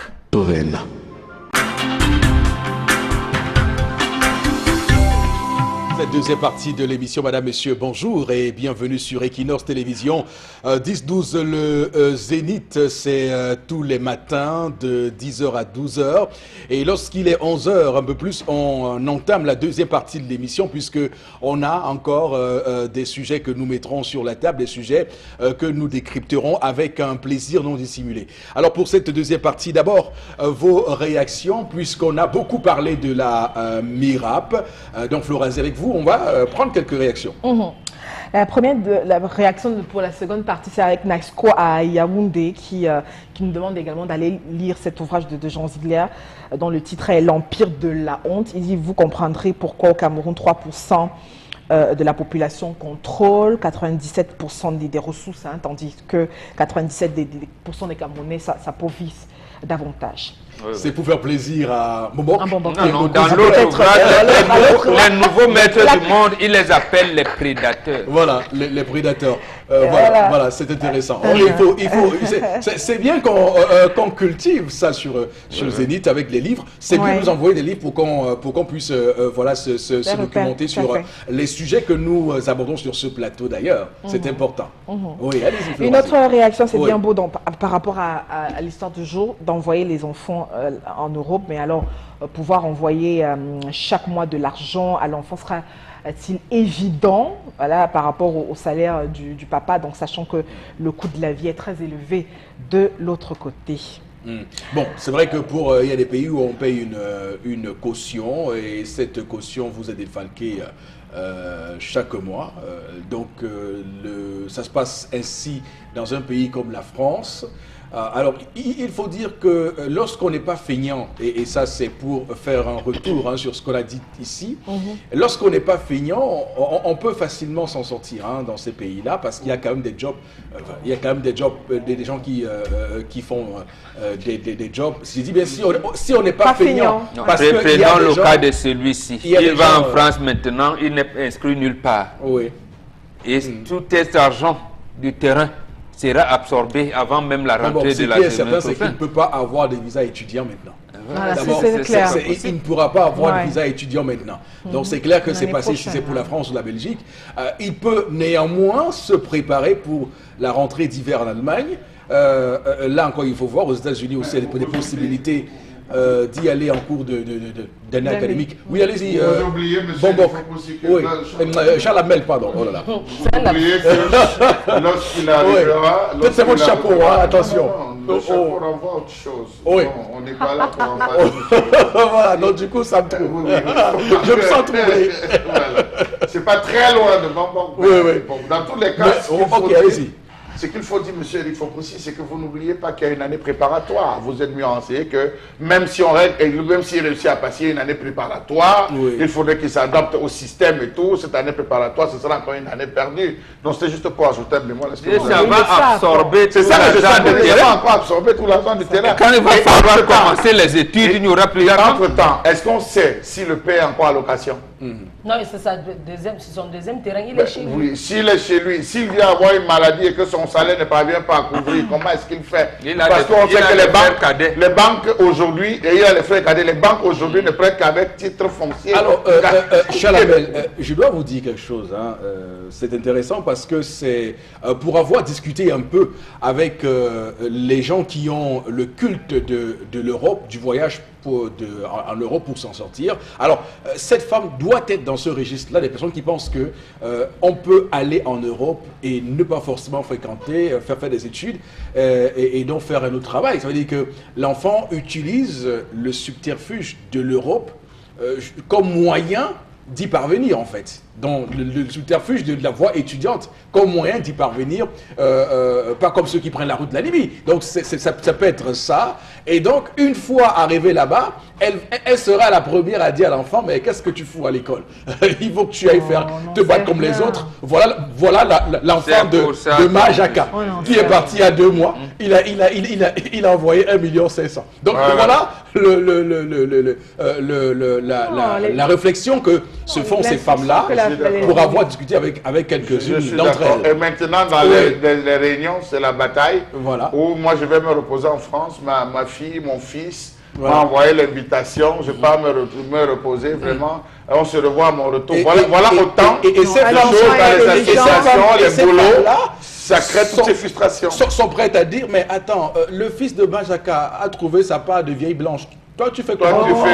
Je vous dis que c'est un phénomène extraordinaire. Même ça, attention, on peut dire ça parce que l'enfant du voisin peut avoir le bac, les voisins l'envoient en Europe.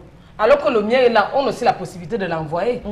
Tu ne l'envoies pas, c'est pas mauvais cœur. La question qu'il faut se poser, j'envoie mon enfant là-bas, pourquoi faire? Qui va assurer le contrôle parental sur cet enfant? Est-ce que l'enfant que j'envoie est susceptible de pouvoir se prendre en charge? Vous ne vous posez pas toutes ces questions. Combien d'enfants ont quitté leur Douala natale pour aller à Gaoundéré, pour aller à Soie? Je vais vous dire quelque chose. Je prends un cas que je connais. Je prends un cas que je connais, M. Rico Poussi. Que ce soit non, pas négatif, je suis désolé. M. Rico Poussi, vous voyez dans les différentes communautés, par exemple, je prends la communauté Bazou, si un parent va envoyer son enfant, il va se rapprocher du chef en lui disant, je vais envoyer mon enfant en Europe. Et dans la communauté, il connaît des parents qui ont des enfants là-bas, ou d'ici là déjà, puisqu'il y a la jeunesse Bazou, l'enfant commence à évoluer dans la jeunesse Bazou, il va connaître qu'il y a X, il y a Y. Donc quand l'enfant part, on envoie l'enfant chez le chef de la communauté Bazou de France, ou de Belgique, du Canada, ou que ce soit la communauté Balingue. Lorsqu'il arrive là-bas, permettez-moi, il est pris directement en charge par la communauté. Et le parent ne se réfère qu'à là, c'est là le contrôle parental qu'il exerce. Mais il y a des parents qui ne font pas des associations, qui ne sont dans rien, qui disent, vous ne voyez nulle part. Vous ne voyez nulle part. Il dit, je vais envoyer mon enfant. Parce que quand ça commence à faire chaud, c'est le chef de la communauté qui t'appelle pour dire qu'attention, ton fils est en train de dégamer, ton fils est en train de faire, nous on ne répond plus de ton fils. Non, il faut dire qu'il y a quand même des mesures. Il y a quand même des mesures de sécurité qui sont causées par certaines communautés. Mais d'autres personnes qui ne font pas les associations, vous envoyez un enfant là-bas, bonjour la drogue, bonjour le banditisme, bonjour les agressions, bonjour la prison. Les associations là. Ok, très bien. Alors on va continuer à lire les messages, mais je nous renvoie dans le conscientisme ce livre magnifique de Nkwame Nkrumah dans la contre-stratégie. L'idée ici n'est pas de tirer à boulet rouge sur les études en Europe, c'est de dire qu'est-ce qu'on va faire en Europe en termes d'études. Quelle diaspora sommes-nous en train de construire pour nos enfants qu'on envoie en Europe? Y vont-ils parce qu'ils y vont voler la technologie, la technoscience de l'Europe? Mais ce dont l'Afrique a besoin, c'est de la technoscience.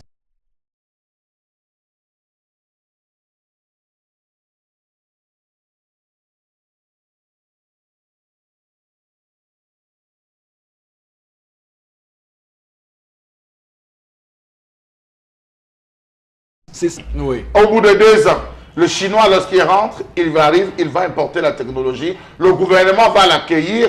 On va l'insérer dans de nombreux projets. Il va mettre sur pied un clavier en mandchou. Il va mettre sur pied des logiciels en mandchou. Et l'État va lui permettre de commercialiser. Le français va rentrer, va créer un collège de chercheurs qui sera financé par l'État et tout. Même chose pour l'Américain. L'Américain qui va aller dans cette école, pendant même qu'il sera à l'école, on va commencer à financer ses recherches, booster ses études et tout. Mais l'Africain qui finit ses études, lorsqu'il rentre en Afrique, qu'est-ce qu'il fait? Il fait le tour de tous les magasins. Il achète les meilleurs parfums, les meilleurs jeans, les meilleures voitures. Il charge un conteneur, il rentre au Cameroun et il vient dire, j'ai mes diplômes, j'ouvre ma boutique, j'ai mon magasin, je m'en voilà ça l'Afrique. Ne voulons pas ça l'Afrique.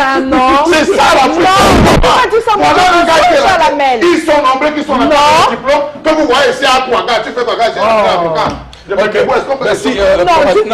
été désorientés, par exemple, par le pouvoir en place. Mais ne dites pas que de prime abord, ils sont venus. Vous ne rien foutre. Votre offuscation ne change rien dans le fait que l'Afrique reste à la traîne des autres pays. Oui, mais ce que Charles Hamel dit, c'est bien de s'offusquer, mais la philosophie de ce que nous faisons ce matin, c'est une question de vie ou de mort pour la race noire. Il faut qu'on le dise, c'est une question de vie ou de mort pour la race noire.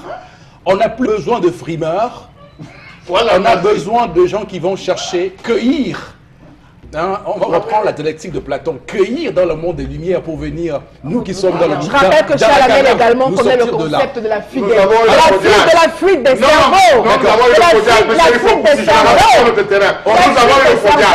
Nous avons eu le Cameroun, le forum de la diaspora au Cameroun. Ça a apporté quoi?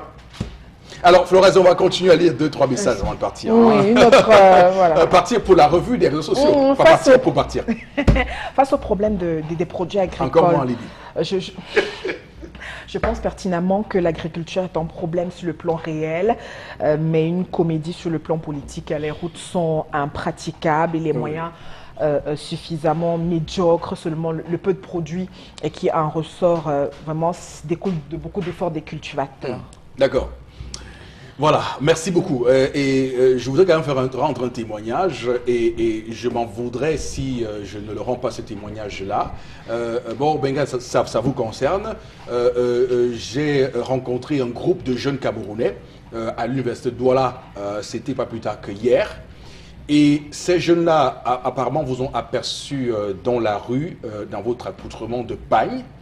Et ces jeunes-là, leur réflexion m'a paru tout à fait ignoble parce qu'ils ont pensé simplement que vous étiez quelqu'un de rétrograde parce que vous portiez votre pagne pour marcher dans la rue.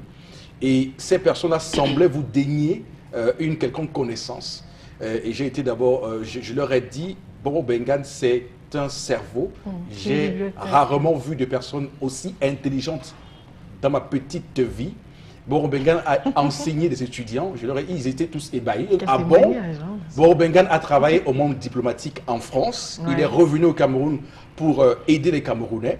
Et ces jeunes-là ont compris que la frime ne sert à rien. Pas parce qu'on part en Europe, on rentre avec des grands parfums, des grandes marques, qu'on est important pour son pays. Je voudrais le dire. Je voudrais le dire aux gens. Je voudrais le dire aux gens pour ce matin parce que les gens, ils sont étudiants en sociologie. Je ne sais pas ce qu'on enseigne en sociologie au Cameroun. Ils sont étudiants en sociologie. Mais je ne peux pas comprendre comment ils ont une telle réflexion parce qu'ils voient Mo Bengan avec l'accoutrement du paille. Bon, Bengan aurait été en veste cravate, qu'il l'aurait respecté même s'il n'a rien dans la tête. Moi, je pense qu'il faut qu'on arrête ce type de comportement. Ce n'est pas la veste et la cravate qui fait un individu. C'est ce qu'il a dans son cerveau. Voilà. J'ajoute encore que, M. Eric Fopoussi, lorsque vous avez un enfant qui revient, il a achevé ses études de médecine, que ce soit à Strasbourg, à Bordeaux, lorsqu'il revient vous rendre visite, la première question que le parent pose, c'est: tu m'as gardé quoi? Ce n'est pas présente-moi ton diplôme, mais tu m'as gardé quoi? Tu n'es venu avec rien. Voilà l'esprit africain qu'il faut D'où la pensée, d'où la citation que Boro Bengan a fait ce matin de l'usurier. Les gens envoient les enfants à l'école comme un investissement pour demain pour en tirer les bénéfices. Non, mais l'école est davantage. J'étais accouché pour rien. J'étais accouché toi-même. C'est pas que je gagne en tant que maman. Alors, vous savez quoi?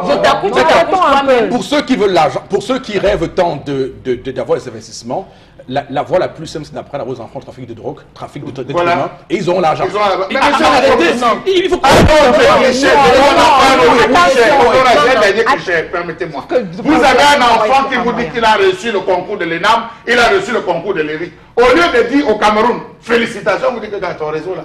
Ton réseau là est bon, tu as donné combien? Voilà l'esprit du Cameroun. Alors, je vous aime bien. Voilà l'esprit du Cameroun. Je vous aime bien, Florazé, mais on va tout de suite prendre la revue des réseaux sociaux. Je vous en prie.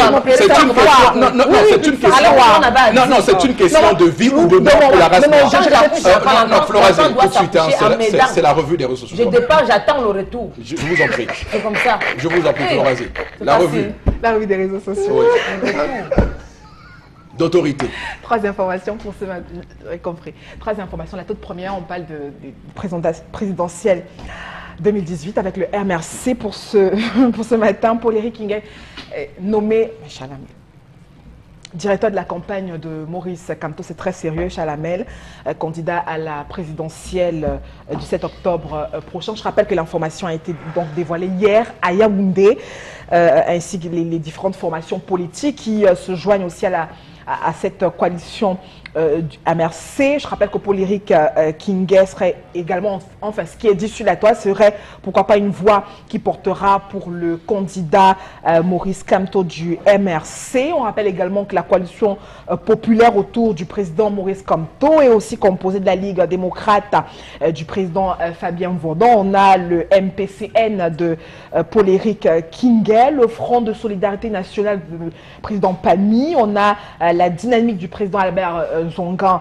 également dans les mêmes rangs, le Rassemblement démocratique pour la défense de la République, le Parti libéral démocrate, et des bases même de certains partis politiques comme l'UPC de l'Ouest, dans le littoral, du PADEC, SDF également mené par Célestin Diamel. Certains sur la toile en tout cas pensent que c'est plutôt bien parti pour le MRC, et puis dans cet engagement pour l'Éric Kingué a pris un engagement ferme qui va se déployer aussi partout où besoin sera pour porter le message de la renaissance. Donc voilà, beaucoup de médias en parlent ce matin. La promotion de Paul-Éric Kingué. D'abord, bon, il faut comprendre qui est Paul-Éric Kingué. Vous allez nous dire qui il est. Et la deuxième question, est-ce que vous comprenez l'acharnement que les médias ont aujourd'hui à lui rappeler ses propos antérieurs sur Maurice Kamto, qu'il avait qualifié de lieutenant et de la politique, lui qui était colonel. Il est un peu agacé quand on lui pose la question, mais est-ce que vous comprenez le fait qu'on lui rappelle ces propos-là? Oui, tout à fait. Je comprends, et c'est ça la politique. Oui. Et lui, je le comprends aussi dans ses réponses. Mais premièrement, il faut dire que Éric Kingué, c'est quand même l'un des rares maires bien élus au sein du RDPC. Quand il a été élu maire en Djobé-Pendia, il avait une certaine notoriété. Je crois savoir qu'il a conservé jusqu'à aujourd'hui. Mais là où lui-même... Malgré son passage par la case prison? Justement, son passage par la case prison a plutôt amplifié cela. Parce que ces émeutes même de 2008, bon, là, on le dira, il avait été piégé, mais sauf que lui, c'est celui qui l'a piégé, mais il n'a pas dit que c'est lui qui a piégé, il a accusé plutôt Marafa. Lui-même sait que ce n'est pas vrai. D'accord. Il nous regarde, il sait, parce que c'est lui qui l'a piégé, et la pyro de Mbanga, ils savent comment d'où ça a été ourdi, et même par les histoires de Bananiré, mais bon, laissons. Il a un capital de solidarité qui peut faire bénéficier au mouvement pour la renaissance du Cameroun. Oui. Là, c'est incontestable. Maintenant, il lui appartiendra comment déployer. Parce qu'il dit même qu'il est un colonel et qu'il a porté le professeur Kamto au grade de colonel. D'accord. Et qu'il sera assurément général. Voilà, ça veut dire que c'est donc deux colonels, lui étant le premier, qui connaît les stratégies. Oui. C'est-à-dire quelles sont les stratégies qu'il va dérouler dans des campagnes électorales, il saura faire. Je pense qu'il a... Il y a des questions qui se posent. Est-ce que faire campagne pour être élu au municipal, c'est la même chose que faire campagne pour être élu à la présidentielle? Non. Oh, mais lui, je sais, en fait, je crois savoir, je peux me tromper, que le professeur Kamto avait choisi, je pense, un journaliste il n'y a pas longtemps. Oui, Bibou Ninsak. Et pourquoi il fait ce revirement? Non, Bibou Ninsak reste porte-parole et reste porte-parole. Non, mais il était, comme directeur de campagne. Pourquoi Éric Kingué? Parce que précisément, le Mungo représente beaucoup de choses dans dans la carte politique du Cameroun. Mais monsieur comme Pierre Kouemo le discute aussi voilà, c'est là où je voulais en venir. En réalité, que ce soit le Mungo, qui dit Mungo dit le Onkam également, qui est plutôt de l'autre côté. Mais la personne la plus, c'est là où la curiosité va dire. Est-ce que monsieur Pierre Kouemo sera avec eux ou bien va soutenir un autre candidat? La bataille sera rude. En tout cas, on verra très bien comment cela se goupille. Mais c'est une bonne pêche pour le MRC. Ok. Bon, on verra bien.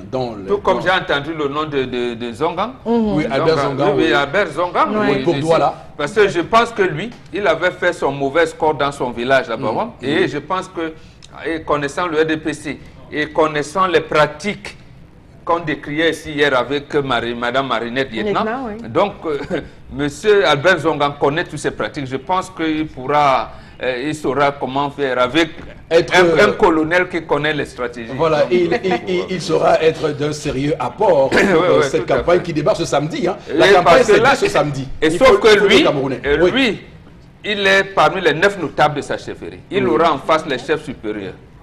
Comment vont-ils se déployer? C'est ce que je veux Ce sont ces points d'interrogation qui restent. C'est là où on verra les stratégies. En suspens, d'ici samedi, on verra comment toutes les choses vont se mettre en place. Je rappelle que les boules puantes, on doit les attendre. Ça va venir. Oui, là, les boules puantes.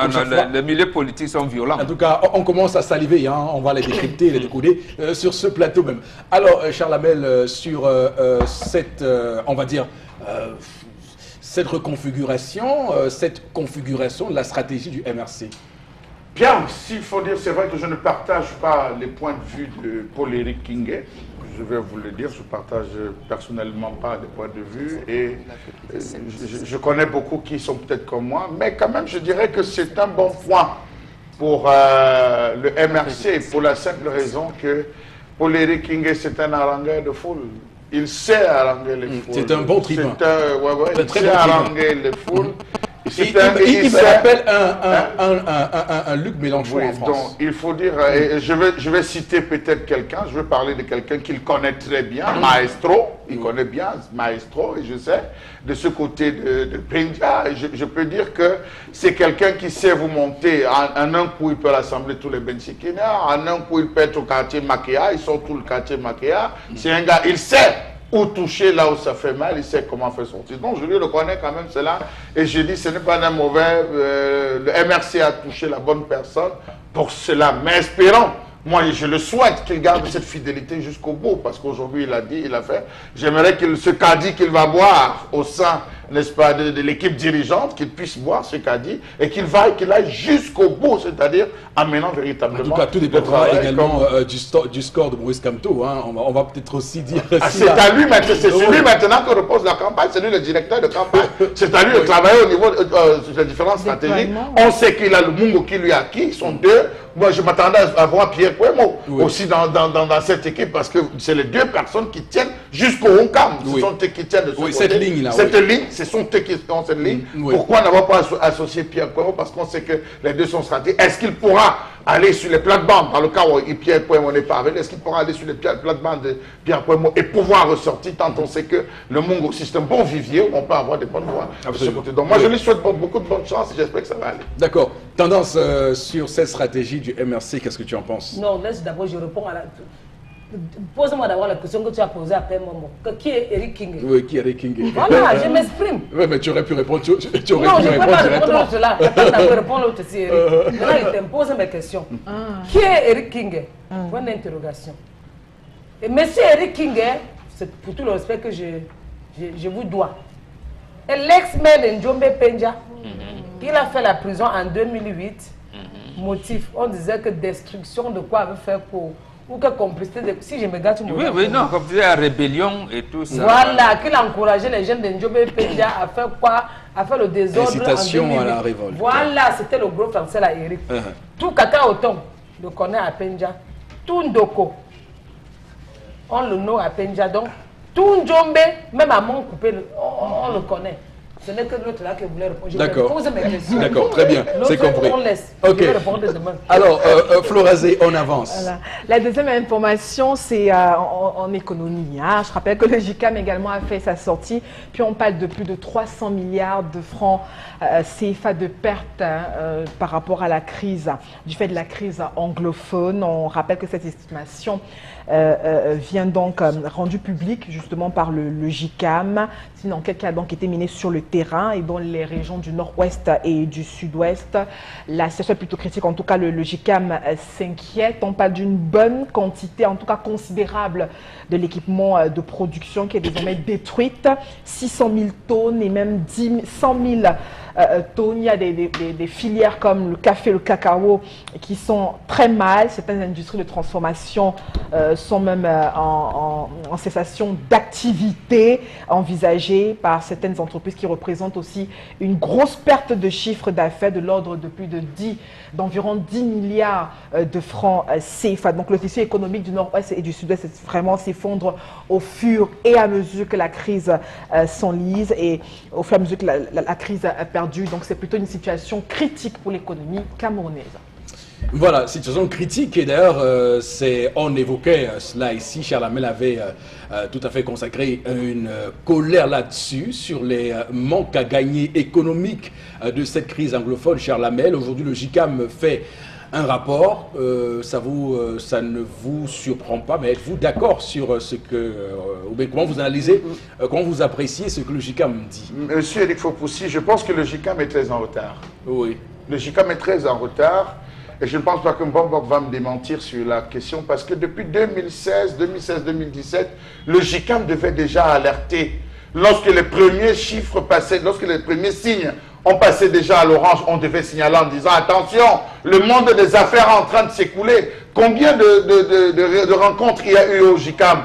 Combien de fois le JICAM a eu à sortir? Il devait le dire, que la crise anglophone, ce n'est pas 2 ans. Nous sommes en 2018, M. Eric Fopoussi, c'est déjà assez grave. Oui. Nous sommes à plus de 300 milliards, ne nous arrêtons pas là. Rappelez-vous qu'entre 2016 et 2017, début 2018, le Cameroun rivalisait déjà avec le Nigeria dans le monde de la musique. Le Cameroun rivalisait déjà avec le Nigeria avec la qualité de film, la qualité de matériel à employer. En fait, je veux dire, le Cameroun, à travers la ville de Boya, oui, était en train de se démarquer. Progressivement, la guerre a commencé à attaquer les villes. Les gens ont commencé à abandonner les champs. Premier point, les produits ont commencé à pourrir. Ceux qui se battaient à faire l'infographie, l'informatique, les réalisateurs, les cinéastes, les concepteurs, tous ont commencé à chuter. On a commencé à crier lorsqu'il y a eu la première coupure d'Internet. Rappelez-vous, les gens criaient en disant que la coupure d'Internet, les hôtels ne parvenaient plus à recevoir les clients. Tout l'axe de Limbe, tous les différents hôtels partenaires se plaignaient que mais ça ne va pas. On ne parvient plus à rallier, ça ne va pas, Internet ne fonctionne plus. Les mails, nous sommes en train de nous étouffer. Sur le point de vue, monsieur Eric Fopoussi, de l'aspect touristique, vous allez vous rendre compte que toute la chaîne touristique qui va jusqu'au nord, et je peux vous dire, monsieur Eric Fopoussi, que l'une des zones qui rapportait énormément de l'argent dans la zone du nord-ouest, c'était le mont Oku, la ville d'Oku que les Blancs allaient visiter constamment. Le tourisme de ce côté. Et il y avait Babungo, dans la chefferie de Babungo, où on retrouve des sculptures énormissimes, les sculptures, les Blancs qui étaient depuis les États-Unis pour venir visiter. Ça a tué les activités touristiques, ça a tué les aspects culturels. Et sur le plan alors économique, monsieur Eric Fopoussi, il faut dire que c'est un peu tard. Donc je pense que le JICAM aujourd'hui a sa part d'action à jouer en disant, monsieur le chef de l'État, ça ne va pas. L'économie, on comptait sur cette zone. On a fait un reportage, je pense que c'est Julie Gay qui a fait ce reportage hier aux 20h30, aux 20h d'équinoxe, pour ceux qui ont vu cet élément. Vous vous rendez compte que beaucoup de boutiques en Bopi sont en train de fermer. Beaucoup de boutiques au marché central sont en train de fermer. Beaucoup de boutiques aujourd'hui en marché de Grand Hangar à Bounaberi sont en train de fermer parce que les anglophones, nos frères du nord-ouest et du sud-ouest ne viennent plus acheter la marchandise. Le pistache, je vous dis qu'à cette saison, il y avait des femmes qui commandaient 14, 16 seaux, 17 seaux, des tines d'huile, des tines de pistache. Oui. Ça ne sort plus, monsieur Eric Fopoussi. C'est en train de faire. Ça se passe comment? Alors, bon, Bengan, alors, Chalamel, ici, pointe du doigt le retard qu'accuse ce rapport du JICAM qui arrive bien trop tard. Mais on peut aussi comprendre qu'au départ, du haut de leur magistère, ils n'ont pas ressenti, on va dire, les effets tout de suite de cela et que c'est maintenant qu'ils commencent à prendre peur de leurs différents empires et de ce château de cartes qui pourrait s'écrouler du jour au lendemain. Non, moi je pense que le JICAM n'est pas là pour conseiller le gouvernement.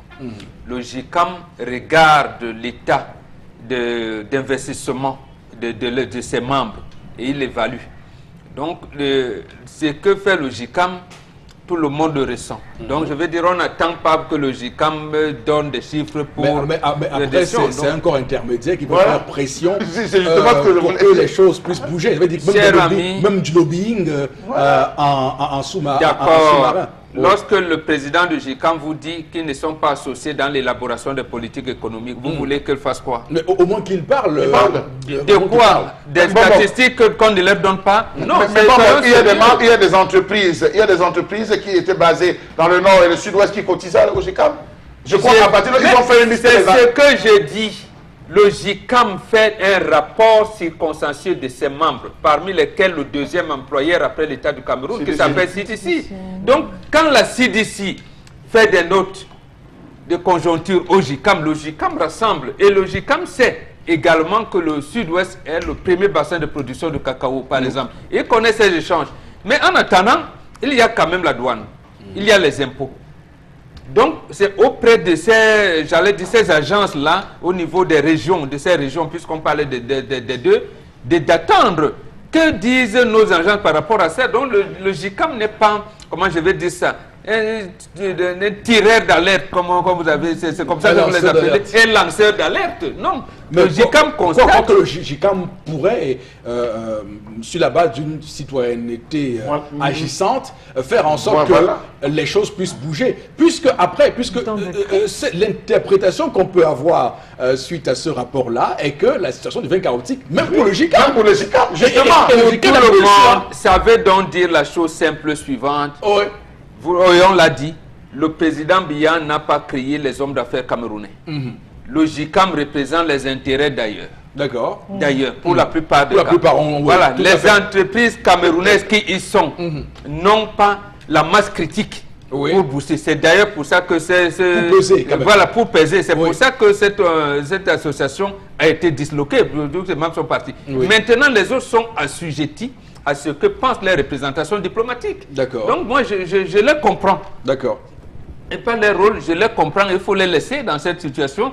Le problème, c'est de comprendre que ce que le monde vit, je veux dire les populations vivent, ils sont même en train de revenir. Logiquement, vous dit on a perdu temps. Voilà. Est-ce que l'État les associe? Non.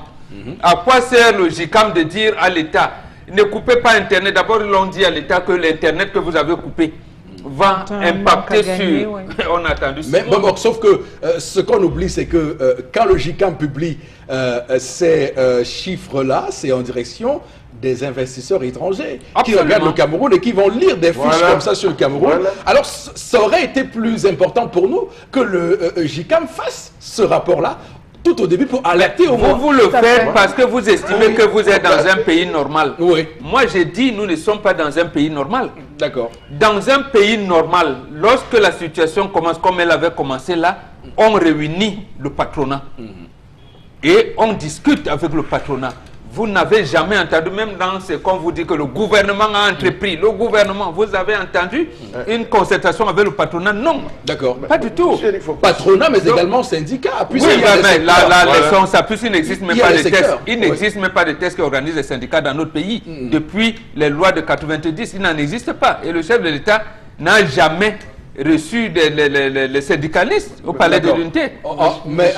Seulement représentation devait vous venir vous saluer, vous repartir. Monsieur Eric Fossy, nous avons à côté de ces 300 milliards de francs qui sont perdus, 6 434 emplois qui sont perdus. Mais Bobo, est-ce que vous vous posez la question de savoir, concernant le deuxième plus grand employeur, la CDC, tout ce qu'on a reversé, qui vont faire quoi? Ils vont manger quoi? Ils vont se retrouver où? Ne sommes-nous pas encore en train de fabriquer d'autres rebelles?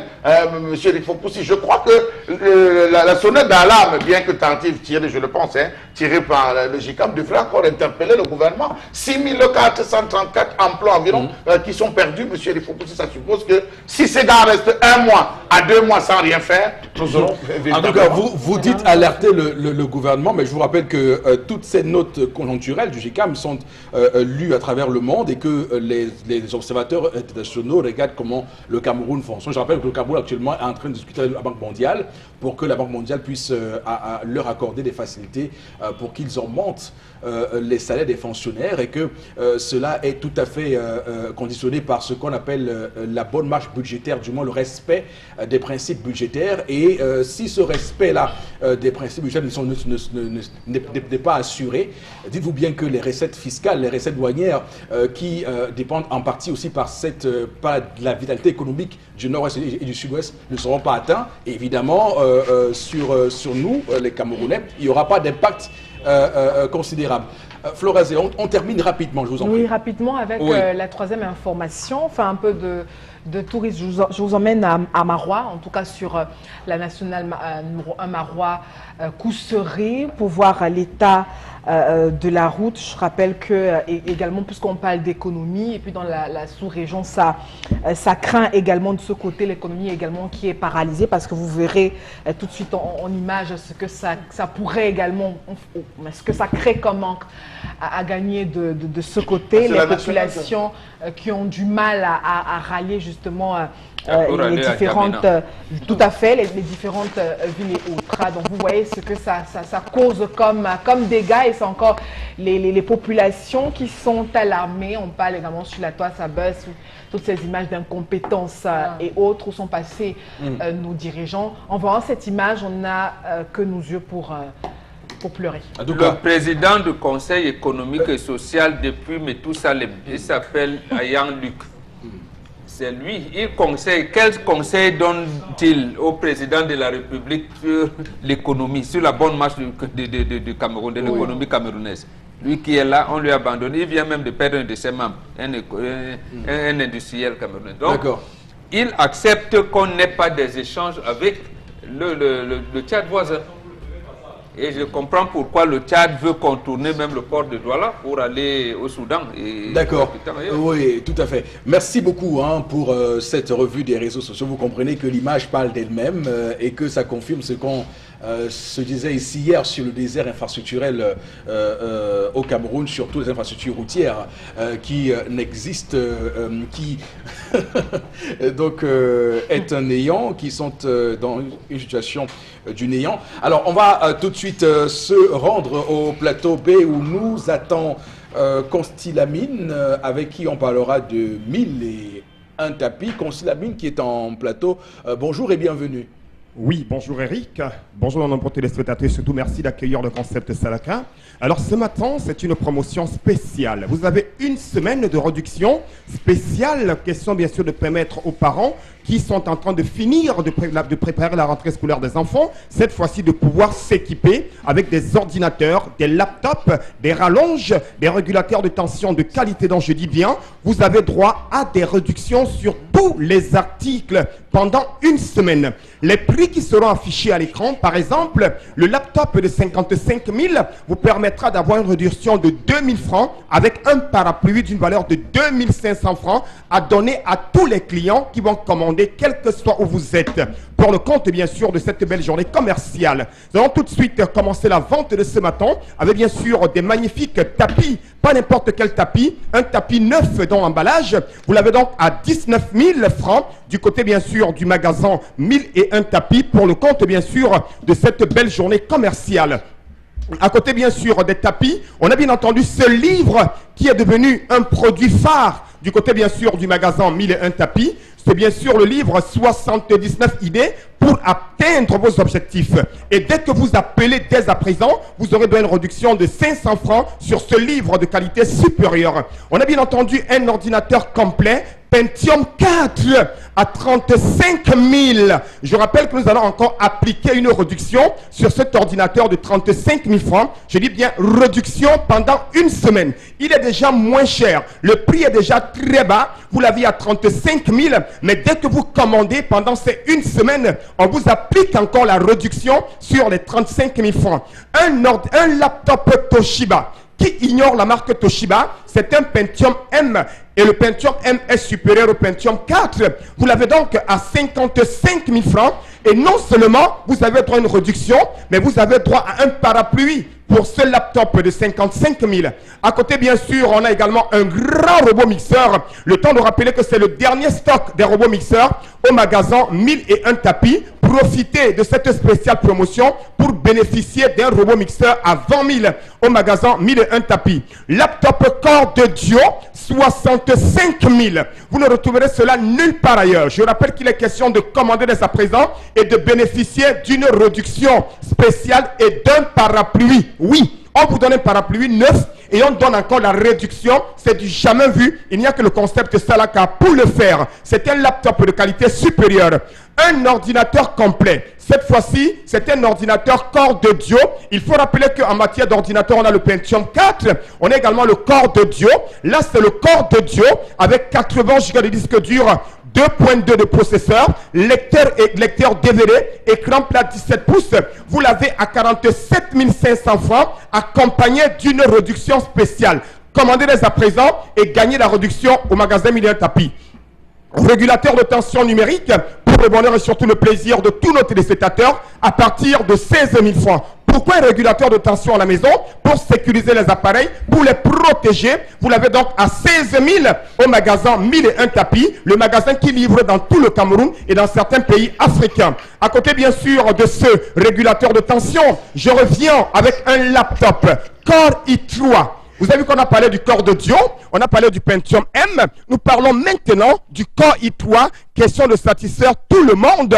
Un corps I3, vous le retrouverez ailleurs à plus de 200 000 francs, mais vous l'avez à 100 000 avec un parapluie et une réduction spéciale qu'on applique encore sur ce laptop Core i3.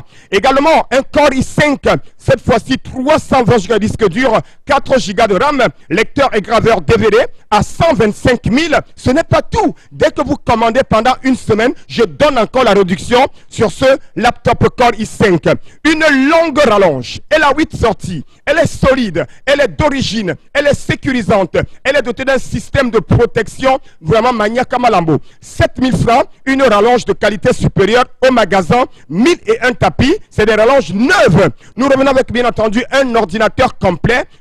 Tenez-vous tranquille, c'est un Pentium 4 adapté pour la maison, pour les écoles, pour les bureaux, à 35 000 avec encore une réduction spéciale pour ceux qui vont commander dès à présent. Je reviens avec le laptop Toshiba. Ah ben oui, ce laptop qui est solide comme un éléphant, 160 Go de disque dur, 1.6 au niveau du processeur, une RAM d'1 Go, lecteur DVD à 55 000 avec réduction également, robot mixeur 2 bols. Au magasin 1001 tapis à 20 000 francs avec une réduction spéciale accompagnée également d'un parapluie. J'insiste là-dessus, parapluie pour tous ceux qui vont commander pendant ces une semaine. Nous allons conclure la vente de ce matin avant de revenir sur la livraison. Imprimante neuve, 3 en 1. Elle imprime, elle photocopie, elle scanne. Vous l'avez donc à 40 000 au magasin 1001 tapis.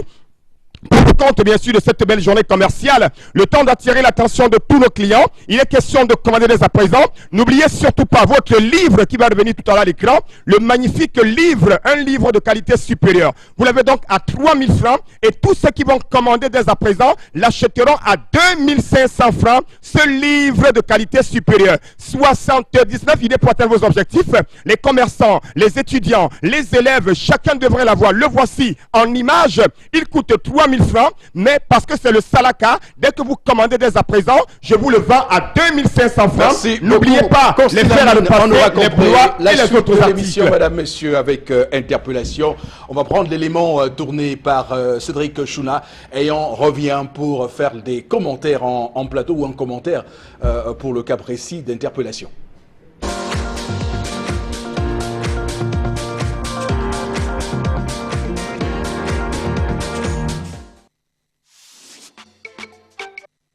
Mais pour moi, l'idée nouvelle pour le développement dans notre pays, c'est juste qu'il faudrait l'alternance au poste.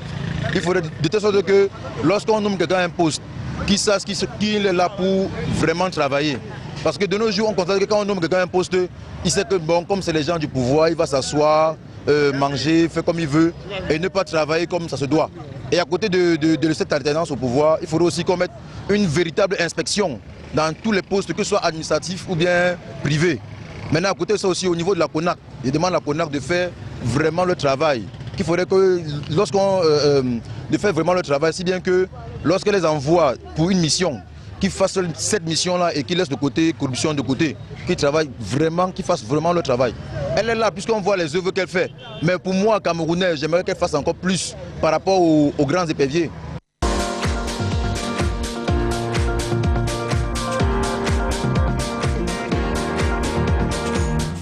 Alors, Bombok, un commentaire sur ce qu'a dit le jeune compatriote ce matin dans son interpellation. Non, moi je ne parlerai que de la CONAC. La CONAC fait exactement son travail et elle fait d'ailleurs très bien ce travail. Et au point où la CONAC a demandé qu'on change son statut, qu'on lui donne le pouvoir d'ester en justice, c'est-à-dire de pouvoir saisir la justice pour les cas de corruption déjà relevés. Donc,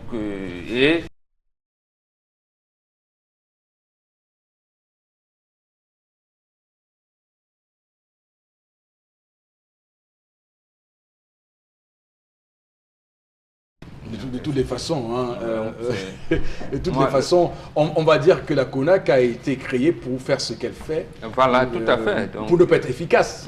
Absolument. Non, en fait, ça revient à ce qu'on disait tout à l'heure de Amirab. Oui. C'est-à-dire, je pense que le conseiller économique du président de la République le dit depuis au moins un mois. Oui. Il a dit, Christian Penda Ekoka. Oui. Le problème, c'est les objectifs. Est-ce qu'on définit les objectifs? Est-ce que celui qui finit les objectifs définir les stratégies pour atteindre les objectifs. Il a dit non. Il a dit non. Tout va à volo. Et c'est chaque citoyen qui estime que on aurait dû faire ci ou ça, on aurait dû faire ci ou ça. Et vous allez vous rendre compte qu'on aboutit curieusement à la conclusion. Mais tous les Camerounais sont corrompus. Vous allez leur dire, mais attendez, moi je ne suis pas corrompu. Vous me dire, vous êtes sûr. C'est vous commencez à vous dire, est-ce que vous êtes même sûr? Voilà. Donc, on a formaté l'esprit des gens. C'est comme ces étudiants que vous parlez. Non, il faut changer de logiciel. Non, c'est peut-être que sa première intervention ramène à changer de commencer à changer de logiciel, c'est-à-dire l'alternance au pouvoir. Oui, donc de changer les hommes quelquefois à la tête de l'État pour que les choses avancent et pour qu'on ait un renouvellement de la classe politique aussi, puisque c'est aussi une question que tout le monde se pose. Le Cameroun a un véritable problème, c'est que outre le président Paul Biya qui a beaucoup trop duré, il y a quand même beaucoup d'hommes qui passent de ministère à ministère et qui ont aussi un peu trop duré aussi. Donc si au bout il avait changé en cours de route les hommes, ça aurait peut-être pu changer quelque chose pour le Cameroun. Alors, Charles Abel, et je reviens sur la question des sociologues, de la sociologie. Alors, je n'ai rien dit que la sociologie, telle qu'elle est enseignée à l'université, voilà, pose un problème. Vous êtes senti piqué, monsieur? Oui, je me suis senti piqué. Non, moi qui y ai été, ce n'est pas vous. La sociologie telle qu'enseignée au Cameroun à l'université doit causer un problème. La première, oui. Bon. Mais vous avez une autorité scientifique et académique pour le dire. Absolument, ça pose un problème. Qu'ils me disent, les sociologues, les étudiants qui sont là, s'ils savent qui est Jean-Marc Ella. Qui est Jean-Marc Ella, l'un des plus grands sociologues de ce pays. Est-ce qu'il y a des mémoires, des études sociologiques qui nous montrent comment les entreprises, c'est-à-dire que le plan d'ajustement structurel a dénaturé, a déconstruit la société camerounaise. Mais comment les familles tout entières ont été... Ils n'ont pas les éléments d'appréciation. Ça veut donc dire que ça cause problème. Ça veut dire que la manière dont on l'enseigne ici, ça cause problème. Voilà, parce qu'on ne peut pas... On ne peut pas...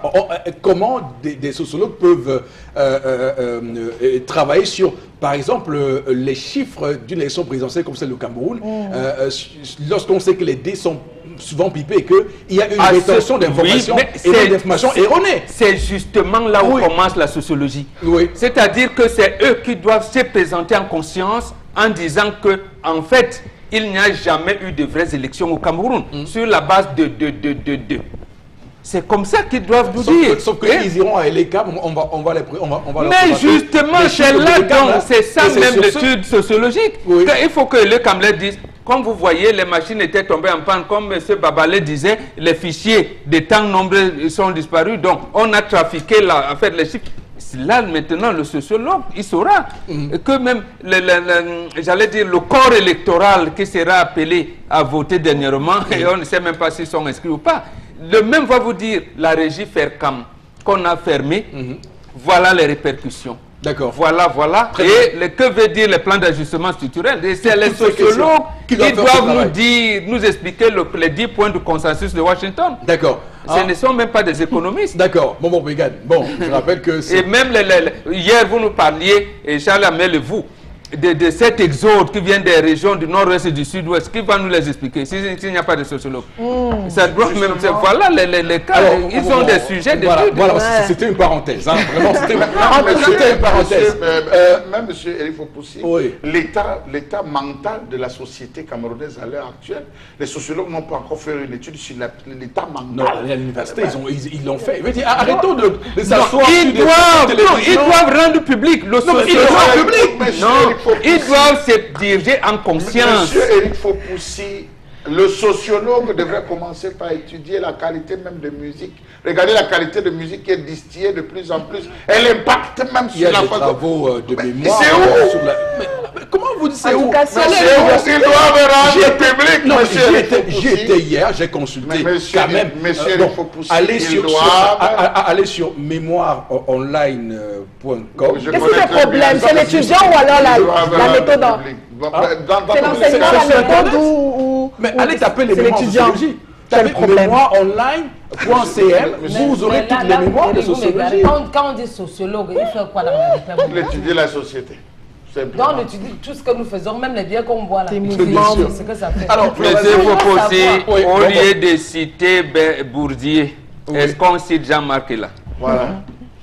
En tout cas, Voilà. Non, Il a écrit, Oui. ne serait-ce que sur l'école, à commencer par la plume et la pioche en 71. On peut y aller dessus. Même Oui. la réforme agraire, on parlait tout à l'heure dessus. D'accord. Quand il écrit son livre, quand l'État pénètre en brousse. Oui. Donc lui, voilà un sociologue qui, à chaque situation, à chaque décision prise par l'État, il donne une vision sociologique. D'accord. Quand il dit la ville en Afrique noire, Oui. il a écrit un livre parce qu'il voyait les mutations qui D'accord. s'expandaient. Alors, Et- ce que vous dites est asymptomatique du prêt-à-porter version savoir, version connaissance, qui est le prêt-à-penser. Ça veut dire que les gens pensent et vous venez juste porter cette pensée-là.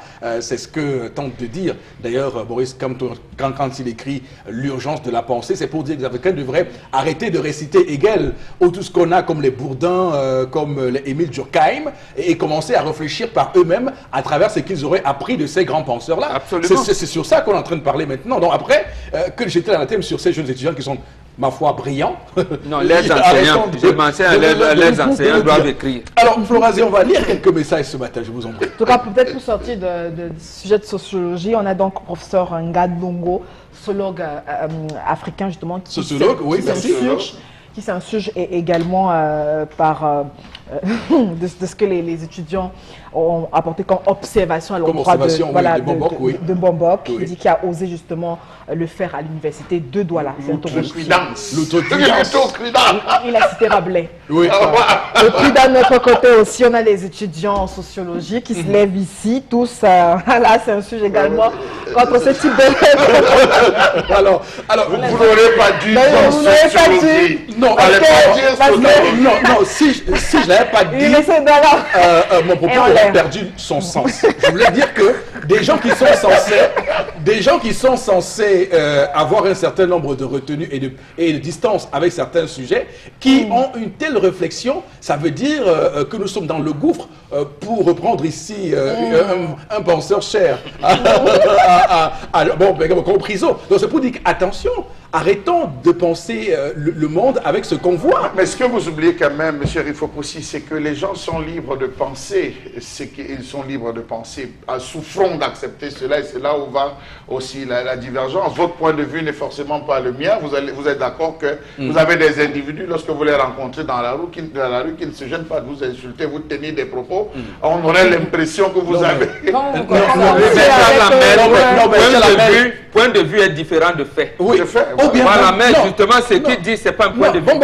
quand on voit ce que dit John Mollet de la médiocrité à l'excellence, avoir un point de vue n'est pas la médiocrité. Voilà. Vous pouvez être médiocre avec votre point de vue. On vous appelle votre point de vue, c'est la Voilà. médiocrité. Attention. Uh-huh. Attention, donc je veux dire, on est dans un pays où les gens doivent grandir spirituellement et de façon intellectuelle. Que de juger un individu par rapport à ce insulter qu'il même souvent. par rapport à ce qu'il met Mais, ouais, comme sur lui comme vêtement, je trouve savez- quand vous même savez que- et surtout que derrière ce vêtement-là, il y a un message africain qui est que je suis d'accord. la parure de la Moi, j'aimerais dire quelque chose. d'Harry hein. d'Africa. Je suis d'accord et vous savez que Boileau-Tite, dans l'une de ces mélodies, est allé jusqu'à dire que pour moi, parce que j'ai mis mon sandia, tu m'as foutu en prison. Par exemple, C'est voilà, quand même- oui. Ça ne date pas de aujourd'hui. Et ça a été de haute lutte, Ça- sachant que le colonisateur nous a fouettés pour aborder ce vêtement que nous aborons aujourd'hui si fièrement. Donc attention, c'est de l'histoire aussi. Alors Florazé, on va lire Ah, encore des encore messages, je vous en prie. Ah, Oh, d'accord. mais c'est pas terminé. Non, parce que j'ai vu On lit encore. les signes. Alors, Oui, moi, je oui, pense oui. que alors une autre réaction ce matin depuis Banga, la coalition avec le professeur Paul-Éric Kinguet et M. Maurice Kamto est une bonne affaire pour cette présidentielle. Il est professeur pour le Kinguet. Pardon, Non, non, avec le professeur Kamto, Kamto. oui. D'accord, ok. Je l'ai dit. Merci beaucoup. Merci beaucoup à tous et à chacun, mesdames, messieurs. C'est tout ce qu'on a j'ai envie apprêté de dire quelque pour chose, vous ce matin. Oui, envie de dire quoi, Florazé? Mais par rapport à Bombok, j'aimerais dire par exemple à toutes les femmes que Bombok est un... Déjà, chez nous à Tubassa, on ne voit pas un Bombok n'importe comment, on ne s'adresse pas à lui n'importe comment. Oui. Donc c'est un monsieur d'une telle humilité, c'est un monsieur qu'on C'est un aimerait patriarche. avoir comme époux en fait. Donc je crois que comme vous l'avez dit, juger les personnes par l'apparence, c'est très bas. Donc, il faut être avec lui pour savoir, connaître le personnage. C'est un monsieur très bien. D'accord, merci pour ce... vous allez Voilà, presque ça, faire.